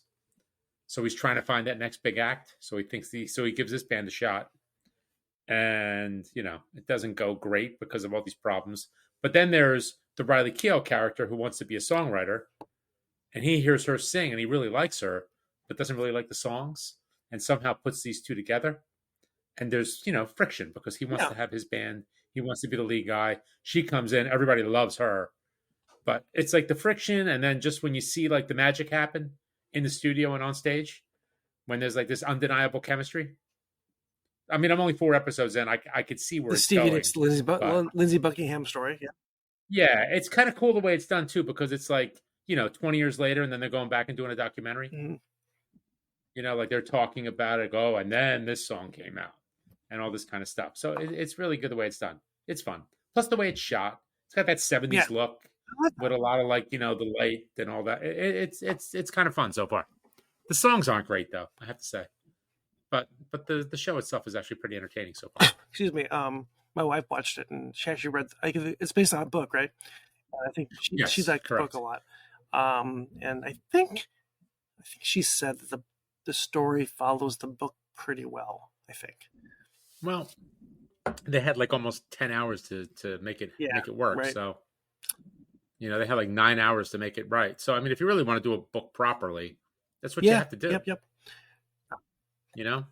Um. So, anyway, I'm curious to see where it goes. I mean, I kind of get an idea where it's going to go, but still, it's all in the execution. I don't really care Did about you? the ending. So you're not finished with it? No, I'm only Got it, 4 episodes in. Got it. So, So that's a little music thing. I don't really have any music connected series on my list here. So should we maybe just go down each of our lists and just kind of, because we're running yeah. almost So why 2 hours don't we here. work from where we work upwards, because I know where we're going to end up. I know where we're going to end up at. Right. Right. Do you want to just go with the stuff we A didn't few, talk maybe about? a few, a few things. Maybe why don't we pick? Yeah, we might have to go into No. in depth, just kind of just to rattle them off Yeah. on the So list. maybe because I have a lot here, so I'm going to go from Bottom to top. yeah. Go from So bottom to Never top. Have I Ever on Netflix, which was Okay. I believe it's the last. That was also a last season one. That's Mindy Kaling's. Yeah, I don't think I got that So far. it's Mindy Kaling's kind of story High school years. about her high school years, to some extent. Right. About an Indian American kid growing up and being really smart and trying to deal with high school life and love and losing her. Well, this isn't Mindy's life mini story, but her father passes away, and so her mom has to kind of be the single mom and deal with all that. And this is I love the mom. she's great. She's like my favorite. She's so character on good. the show. Yeah, and I like And the grandma's her pretty mom's cool, too. her grandmother's funny, her cousin's funny, Yeah. and she's funny, and her friends are funny. It's a Yeah. really sweet show too, and a little dark, a little fun, a little scary sometimes, and Yeah. I think I like the ending, and the great comedy part of it is that it's narrated by John McEnroe, which makes Mhm. no sense Right. at all, right? But But that's okay. yeah. Let's see. Never After. Mrs. Davis. I'm actually not finished with it yet. I'm almost finished with it. How It's is it? I wacky tried to and watch it. weird, and I really like it. Well, I like Betty I Gilpin. love Betty Gilpin, and I don't think I appreciated her in what was the wrestling show called? Glow. Oh, yeah. She was was great. great, Glow. I thought but she was I awesome. didn't appreciate I like because her I don't as well. think she had this part of her character. She wasn't really doing a lot of comedy in that. No, She is no, she was really very funny in Yeah. Mrs. Davis. She's really, really funny. I really like her. Well, I don't have Peacock anymore, so Yeah. I can't watch it. I'm almost finished with it. I had Jack Ryan on there, season 4, and I don't know if that's the last season of Jack Ryan. I haven't watched that. I have to go back to That's that. what's his name? The guy from The Office.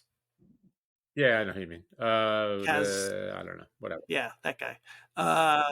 John Krasinski, married to Emily Blunt. And then, of course, there is the great, what's his name? Buck. God damn it. What's his name? Bunk. Yeah, Bunk. that guy. He's Damn it. Because I just watched him, because I binged all of Suits over the he's summer. in that. He's in Suits, and I got to say, he's the best actor. Wow. He's well, he is. I mean, it's a good show. It's a fun show. It's a silly show, but Bunk is great. What the hell? Wendell Pierce. I love Wendell Pierce. And Michael Wendell Kelly's Pierce in is it, and he's awesome. really good too.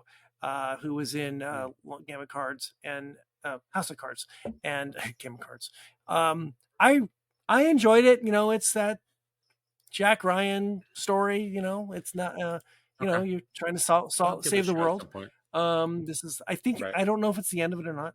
The morning show on.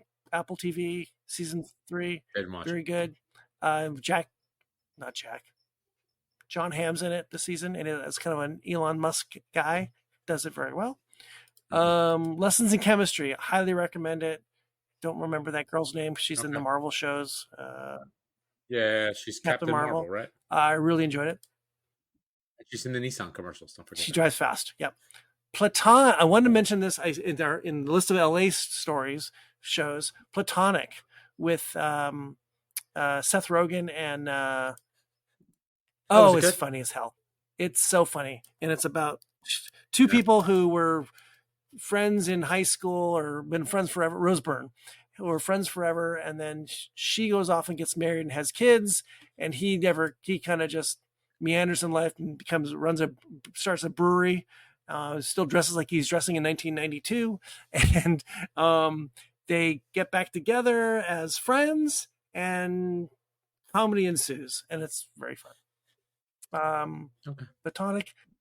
They've worked together before, so I think they're friends. What are they working? I guess. I think they did some movie, Neighbors, which I think was like, remember the John Belushi movie? Yeah. From way back in the day? I don't remember that. I think it was like a redo. I didn't know that. Yeah, so I think they were like husband and wife in that. Yeah. They did a couple. Neighbors 1, Neighbors 2. She, to me, is like Rose Byrne. She is Rose Byrne. Like Betty Gilpin. She's very fun. She's very funny. She's a very good comedic actress. Oh, yeah. This is an under the radar one. I found this by accident on Prime. It's called Deadlock. Deadloch. As in Dead Lake. And it's about a small community in Australia. So it's Australian production. And you would not know any of the actors. This community is almost all female. And there is a series of murders. And it's a cop, and the lead is a woman, a female cop. And she... Wait, it's Australian? I thought you said it was in Scotland. No, it's in Australia. But it's called Deadlock. Oh, okay. Lock is... Oh, okay. Yeah. Okay. And it is funny, and she has a partner. She's given a partner who she doesn't want to be a partner with, and the partner's hilarious. Who she wears flip flops and doesn't really have a toothbrush to her name, but she's a brilliant cop, and wants to solve this crime in 2 seconds. And the lead cop, she's more methodical, and we have to take this slow and easy. So it's kind of a buddy cop thing, except they're not buddies. It's very good, very funny, and I highly recommend it. And I was actually surprised it showed up on a few lists as for the best shows of the year. Sex Education season 4, I think that was it's the last season on Netflix, with what's her name from X-Files, Gillian Anderson. I enjoyed the show from beginning to end. It's teen sex education in high school, but it's bigger than that. It's bigger about sex and relationships, and very good. And I don't know if it's coming back or not. Now we're getting into good stuff. What We Do in the Shadows, season 5. I got to get back to that too. I dropped off after the second half of the year. It was so good. And I hear that there's only going to be one more season. I just announced that. So season 6 is coming, and then that's it. We've talked about it before. It's just, what's his name? Your Taika. Taika Waititi. It's such a funny show. And Matt Berry is just so damn funny. Everybody's good on that show. It's a great cast. It's a really one. It's a fantastic cast. Jump in whenever you feel like. The Gold. I just watched that on Paramount Plus. I told you about this. With the guy who is also River in Slow Horses. Right. It's based on a true story in England in the 1970s or 80s. It's a gold heist, but it wasn't going to be a gold heist. This group, 6 people, go in to rob a safety deposit box at a bank, but they're going in thinking they're going to steal $26 million in cash, and there's no cash. It's only gold. So they have to somehow get the gold out, and it's like, 2 pallets of gold. And then what do you do? And then what do you do with it? And it actually was a pretty big case, because it's the beginning, because the money gets the way the robbers, what they do is they actually take the money and they invest it into like real estate, and they convert it into cash, and then they spend the cash. So there's no cash to find, right? And the gold is gone. So it really was the beginning for at least international policing and investigation into international money laundering. And it's a really interesting story. And it's a really good cast of. And hey, give me your Paramount Plus I'll do login. that for I'll you. watch it. Yes. Jury Duty on Prime. Okay. Is It's it good? great, and it's one of those feel good stories when you figure out what the hell's going on. It took me actually a few episodes to understand what was happening. Okay. It is a fake court jury situation, completely all actors except for one person. The production company put an ad in the paper and found someone to go on to jury duty. They put a fake notice in for jury. I think that's how they got this person, and he is put on this jury. Is not an actor, and he is thrown into this thing to for some. I can't remember what the case is, and he is with these guys full, like sequestered in a hotel, and one of the people on the jury is James Marsden, and he's actually James Marsden, and it is hilarious. Right. And this guy, and he gets $100,000, I think, at the end for getting through this thing when it's revealed that he's been part of this whole. I don't know how they can do this ever again now that it's been done once.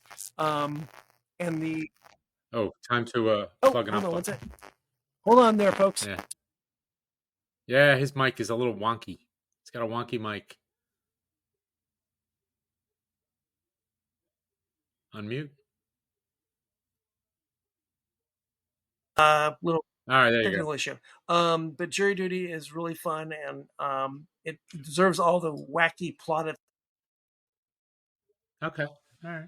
Well, wait, hold on a second. So this guy doesn't know he's in a fake jury, but what about cameras and stuff? So the very last episode. Do they say it's a documentary or something? He thinks he's in a real jury. He thinks he's in a real courthouse. He thinks he's doing this. This is all. Everyone in the whole cast is an actor except for him. The very last episode, they actually go behind the scenes and they show where they put all the cameras. And there were times when so they had the cameras hidden. It's all hidden. What they do about the mics? What they do with the mics? Don't remember. They're everywhere. And there were times where it got close where he was, oh my God, he's going to figure it out, and he doesn't. And he's not a dumb guy. He's like I think his job in life was like he's selling or installing solar roof panels here in California. Yeah. Another California show, LA show. He stayed as a friend with these guys. He didn't become an actor. Apparently, he's staying doing his. I think he's kind of like living the life a little bit now that he's got some little bit of a notoriety. Him and Marsden are buddies now, and Marsden is so damn good at this as he's like an over the top version of himself, and playing like the I'm like the better than you actor, but it's really good, really fun. Only Murders in the Building season 3. Can't say enough about the show. It was number 9 on my list. Steve Martin, another one. Steve Martin, Martin Short. This year was also Meryl Streep. What's the girl's name in the show? Damn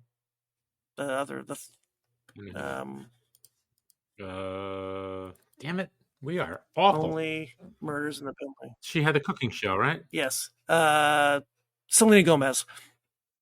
Selena Gomez, and they also have what's his name? Paul Rudd. Paul Rudd's in this season. Andrea Martin's in this season. It's amazing. It's really great, and it's funny. And I can't, to have these kinds of big actors kind of doing this kind of stuff. I just think it's just wonderful. And Meryl Streep she's just a great actress. She's Meryl Streep. Right? She's Meryl Streep. Yeah, she's pretty good. She's okay. She's okay. Poker Face, loved it. It's on my list. You gotta watch that, man. That is so good. With I did. I watched it. You did watch it. Oh, I did. I did. throwback to the 1970s, like Columbo, where each episode is its Oh, it own, was except it great. does, She was except it great. does have an overarching kind of story that's also going on. Yes. But each Right. episode is kind of its own own mystery. And Best episode of that series. What was the best episode? I like the barbecue one. I like the what's it called episode? I think Community- the Judith Light episode the community acting one. at the senior. Oh, senior living that's place. so good. That is the best episode. And it was great because they had what? Who is that? Who's the two actresses? Chloe Sevigny. It was Judith Light. Oh, Judith Light. That's right, Judith Light. And it was because she was in the menu, right? Yes. And then they had the guy that played her husband in the menu was also in this He episode was? as well. I don't remember that. That's funny. Yeah. He was in that too. So it was kind of a neat little callback, I guess. Just for and that. It's great because it was a fun show. It was a lot. It's of a fun. lot like the like those shows of the 70s where you had one special guest in every episode, right? So Chloe Sevigny is in one. Ron Perlman's in an episode, although he's something else. He's the mobster. He's the bad, big mobster guy or whatever. He's the mobster, right? So who? Benjamin Bratt, part of the bigger story. Adrian Brody, and the Brody's in the first episode. He was great. Yeah. So really fun show, and you had Natasha Lyonne is just she's just great. Yeah, she was tremendous. She was perfect. She was perfect. She was the female Peter Falk. She was she was absolutely perfect. My last one before we get to the last one, and then your list is the last season of The Marvelous Mrs. Maisel. Final season, great season, wrapped up in a really interesting way. The way they did a flash forward about her future and the future of her and the other lead character and her children, which you never see, which you see as little kids in the show. And then later on you see them as adults. And how it was really a love story between her and her Susie, her agent, and how they get estranged at one point in her career, and then they come back together at the very end, which is really beautiful. I just thought that was just great writing, great comedy writing, just a great show. And Rachel Brosnahan was, I think for me, she's the lead best for the Emmy. She should get lead actress in a comedy series. But so there you go. Right. Until we're ready for the last one. Your turn. You want me to just blast? I'll blast. I was a little bit too wordy. I'm sorry. Nah, you're fine. You're good. It was all good. All right. So we talked about Justified, Ted Lasso, Beef, Hijack, Poker Face, Bupkis, Fool. This Fool. I think I covered just about. Full Circle was interesting. What's that? That was a Steven Soderbergh. Oh yeah. You told me you like that. An 8-episode series with I think Randy Quaid's in it and Zazie Beetz and Claire Danes and our boy Timothy Oliphant. It was wacky, but it was pretty good. I mean, I like Soderbergh. I'll watch just about anything the guy does. So it was an interesting show. It was a little confusing. There were a couple weird things in it. What's his name is in it? Who's that? Jim Gaffigan is in it in like a serious role. And he was actually really good. He was actually very good. So it was an interesting show. It was convoluted. It was a little weird, but it was good. Full Circle, Lupin we talked about. Somebody Somewhere, Dave, Daisy Jones and the Six, Reservation Dogs, Last of Us, Party Down, Perry Mason, Slow Horses, Succession. So there's only one thing left. All right. Do you want to? I'm going to pour another whiskey. And we've talked about it. We talked about it with our fine friend Lisa. Yeah, I'm going to take another whiskey before we do this last one. Okay. You need a drink before this one? So my last one. Just don't drive your car through the house. Yeah. You do. So I'm torn between my two. Your top one? It's not even my number one whiskey. It's not really my number one whiskey. It's just that I'm just torn between which one to take. I am going to pour. I was actually haven't had it for a while. The Milam and Green Unabridged. Oh, that's good. And it's a hot one. 117 proof, right? That's a good one. This is our Go big or go home. Yeah. This is our friend Heather Green and Marlene. What's Marlene's last name? Damn it. We're the worst. We're the worst. Milam and Green, small Texas distillery. Heather or Marlene. Let's just We'll leave look it it at up. Heather or Marlene. They're in outside Waco, Austin, right? Blanco, Um, Blanco, Texas, outside of Austin. well, right, that's right.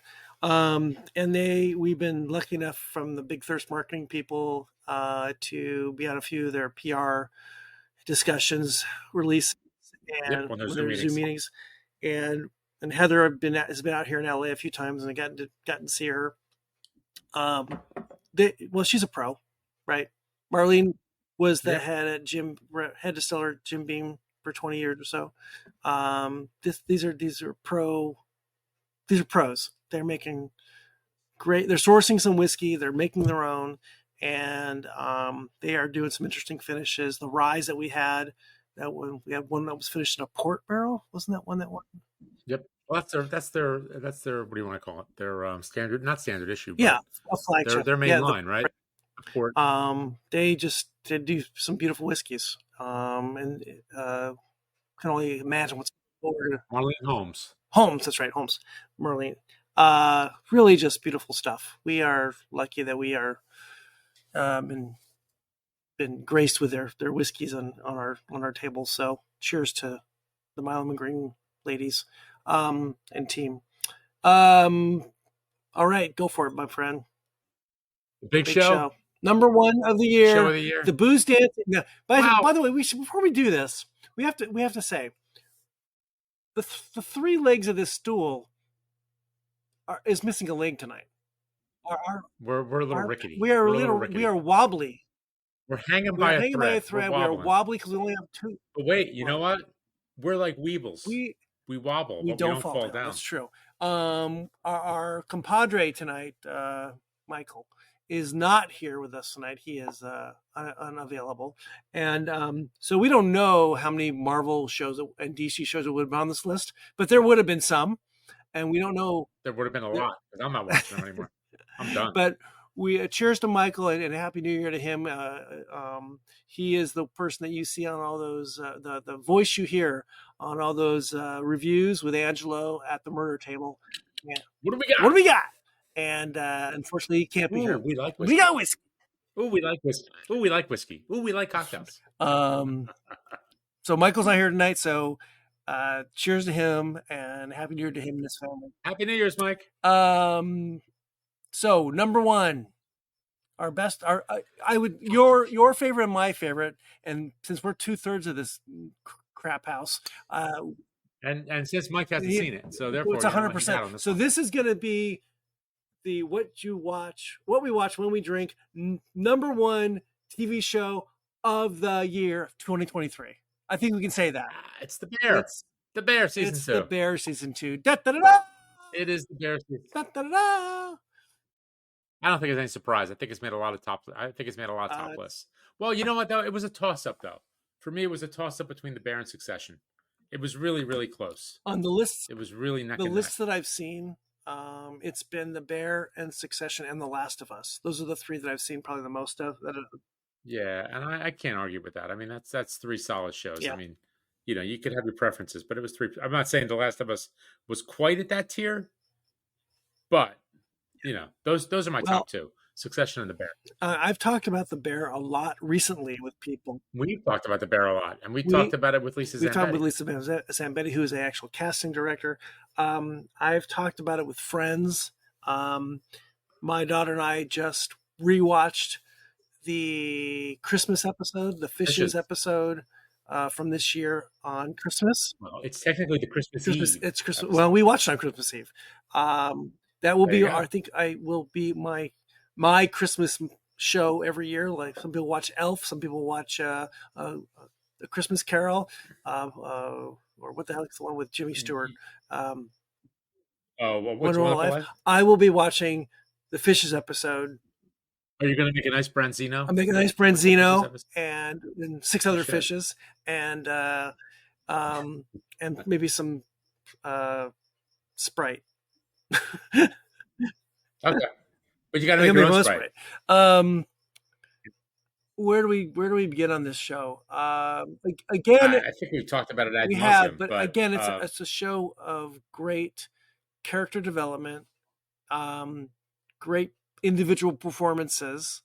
Well, I think when we had Lisa on, I described it as almost like the Empire Strikes Back episode. And it is the second season, so it's a nice correlation. Yeah. But it was the band splits apart. They all go their separate ways. They kind of learn their things. Sydney's doing her thing, and Marcus is doing his thing. And what's her name? What was the sister? the Latin? Oh, no, yeah. the Latino woman in the kitchen. Elena? No. She's fantastic. But she's doing her Tina. thing, and then they all come back together. Tina's doing her thing. Richie goes off on his own to gather his skills, and then they all come back for the grand finale. So, and there's a little bit of a backstory too. Yeah. So you can argue that it's a better season than the first season. First seasons are always like, the one you have that you loved. That's like the first album. You love the first album more than the second album. The second album usually aren't so great. The second album here is pretty good, pretty damn good. And for all the things you just said, it's a touching show. It's a dark show. It's a show with so much depth. It's scary. They incorporated some really big stars. We talked about this with Lisa into a couple episodes, and you and I loved it. I think most people loved it. Lisa didn't love it, but the Fishes episode. But yeah, I loved it, but the episode after that was better for me personally. Well, Forks we can awesome. Say that the boys on the Ringer, the Watch, they said the Forks was the best episode of the season. That was their episode of the year. Now, I might be able to argue that those two episodes are my two favorite episodes of TV of the year. I probably would say that, boy, I think that's probably true. And my goal is to watch Forks again. I think I've watched the Christmas episode 5 times, and I think I've watched Forks 3 times. Well, see, as an Italian, as an Italian, not even Italian American, the Fishes episode is a little triggering for me. So understand that. I am not, well, I would say, well, so when you listen to Chris Storer, the showrunner, talk about that episode, I think it's a little more universal than being Italian American. Italian. Oh, right? Yeah, no, I know. And that's like everything. We've all been in those, well, not maybe that specifically, but those really high intensity family gatherings. And whether it's, as I like to say, F is for family. That's right. F is for family. And whether it's a Hanukkah gathering, a birthday party for a little kid, or Christmas, a bar mitzvah, a communion, a baptism, it does not whatever. Matter. When you put all that family together. By the way, I don't think it's a coincidence that all those murders took place at the communion of the Godfather. Just saying. There might be a correlation there. You renounce the devil, Michael. Yes, sure, I do. Why not? Yes. What do you want me to? Sure, what am I going to say? Sure. No, it's a priest. Meanwhile, there's somebody getting shot in the eye. Mal Green. So, I think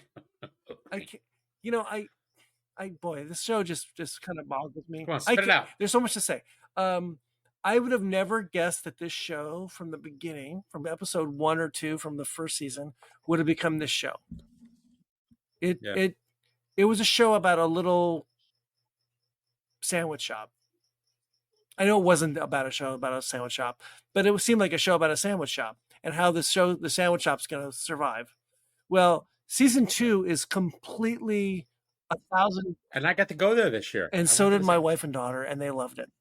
It was good. It was delicious. It was great. It was real. It was Chicago. This show is so much more than that. And I know that was the intent. And we didn't see it maybe in the beginning a year ago, 2 years ago. And now it's, oh my God, this show is so much more than that. And it's really powerful. It's family. It's relationships within a business organization. And it's character development and it's personal development and that going to talking about Richie, everybody, how much people have grown or changed. It's really, really amazing. It's just really great television.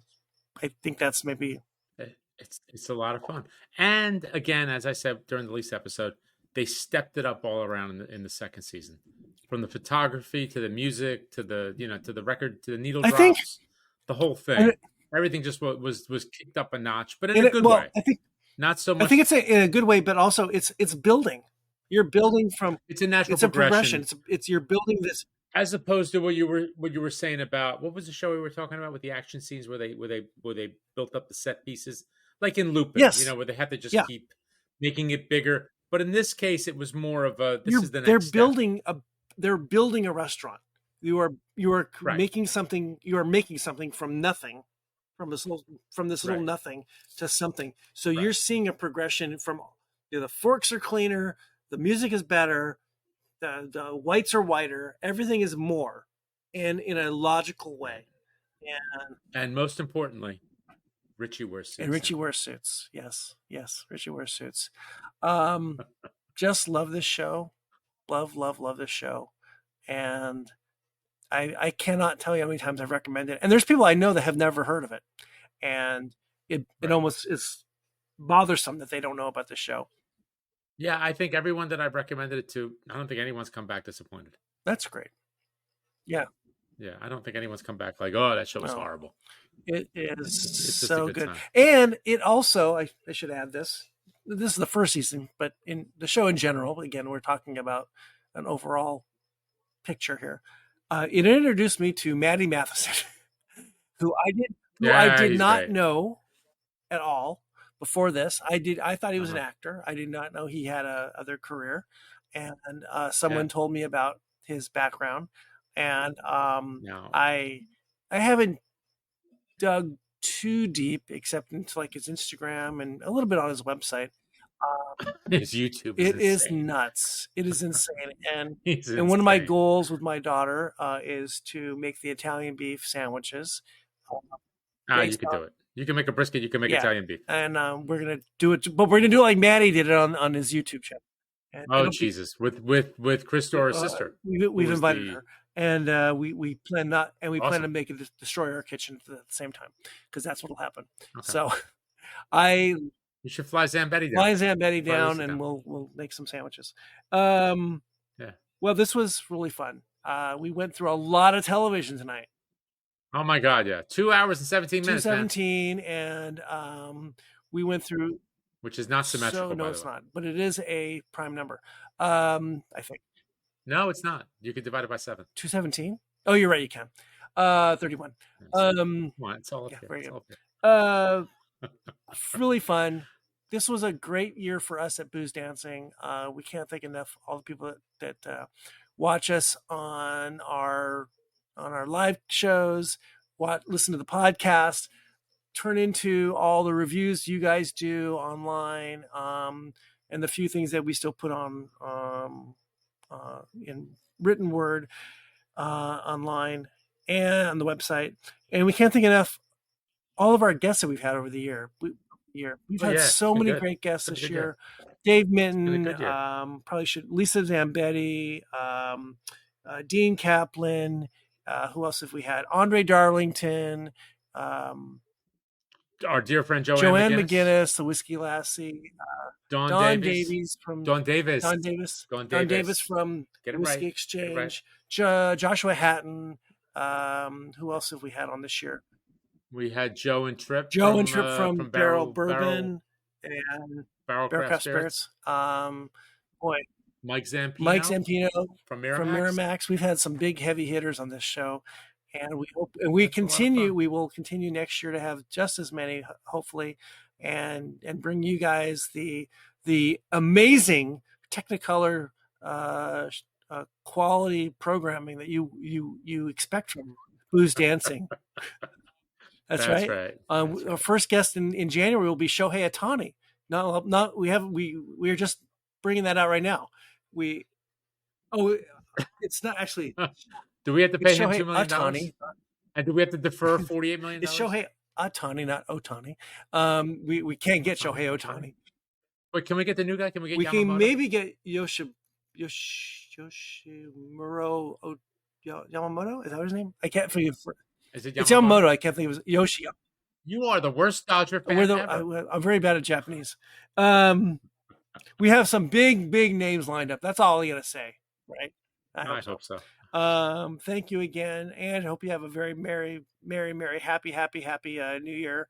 And we hope all of our folks out there in Booze Dancing Network land have an equally wonderful, healthy, happy New Year. And keep on drinking, and keep on drinking responsibly, and keep on watching some TV and movies. Yes, everything you said. What we watch when we drink, live on the 363rd, still the 363rd night of the year. We are done, I think, right? Play us out? Yeah, I think we're done. Play us out. All righty. Good night, everybody. Happy New Year. Sir. Cheers. If you enjoy this show, please subscribe on Apple, Spotify, Stitcher, Google, Audible, and anywhere else you get your podcasts. You can also find us on boozedancing.com, and if you have any questions, comments, show or drink suggestions, email us at boozedancing@gmail.com. We'd love to hear from you.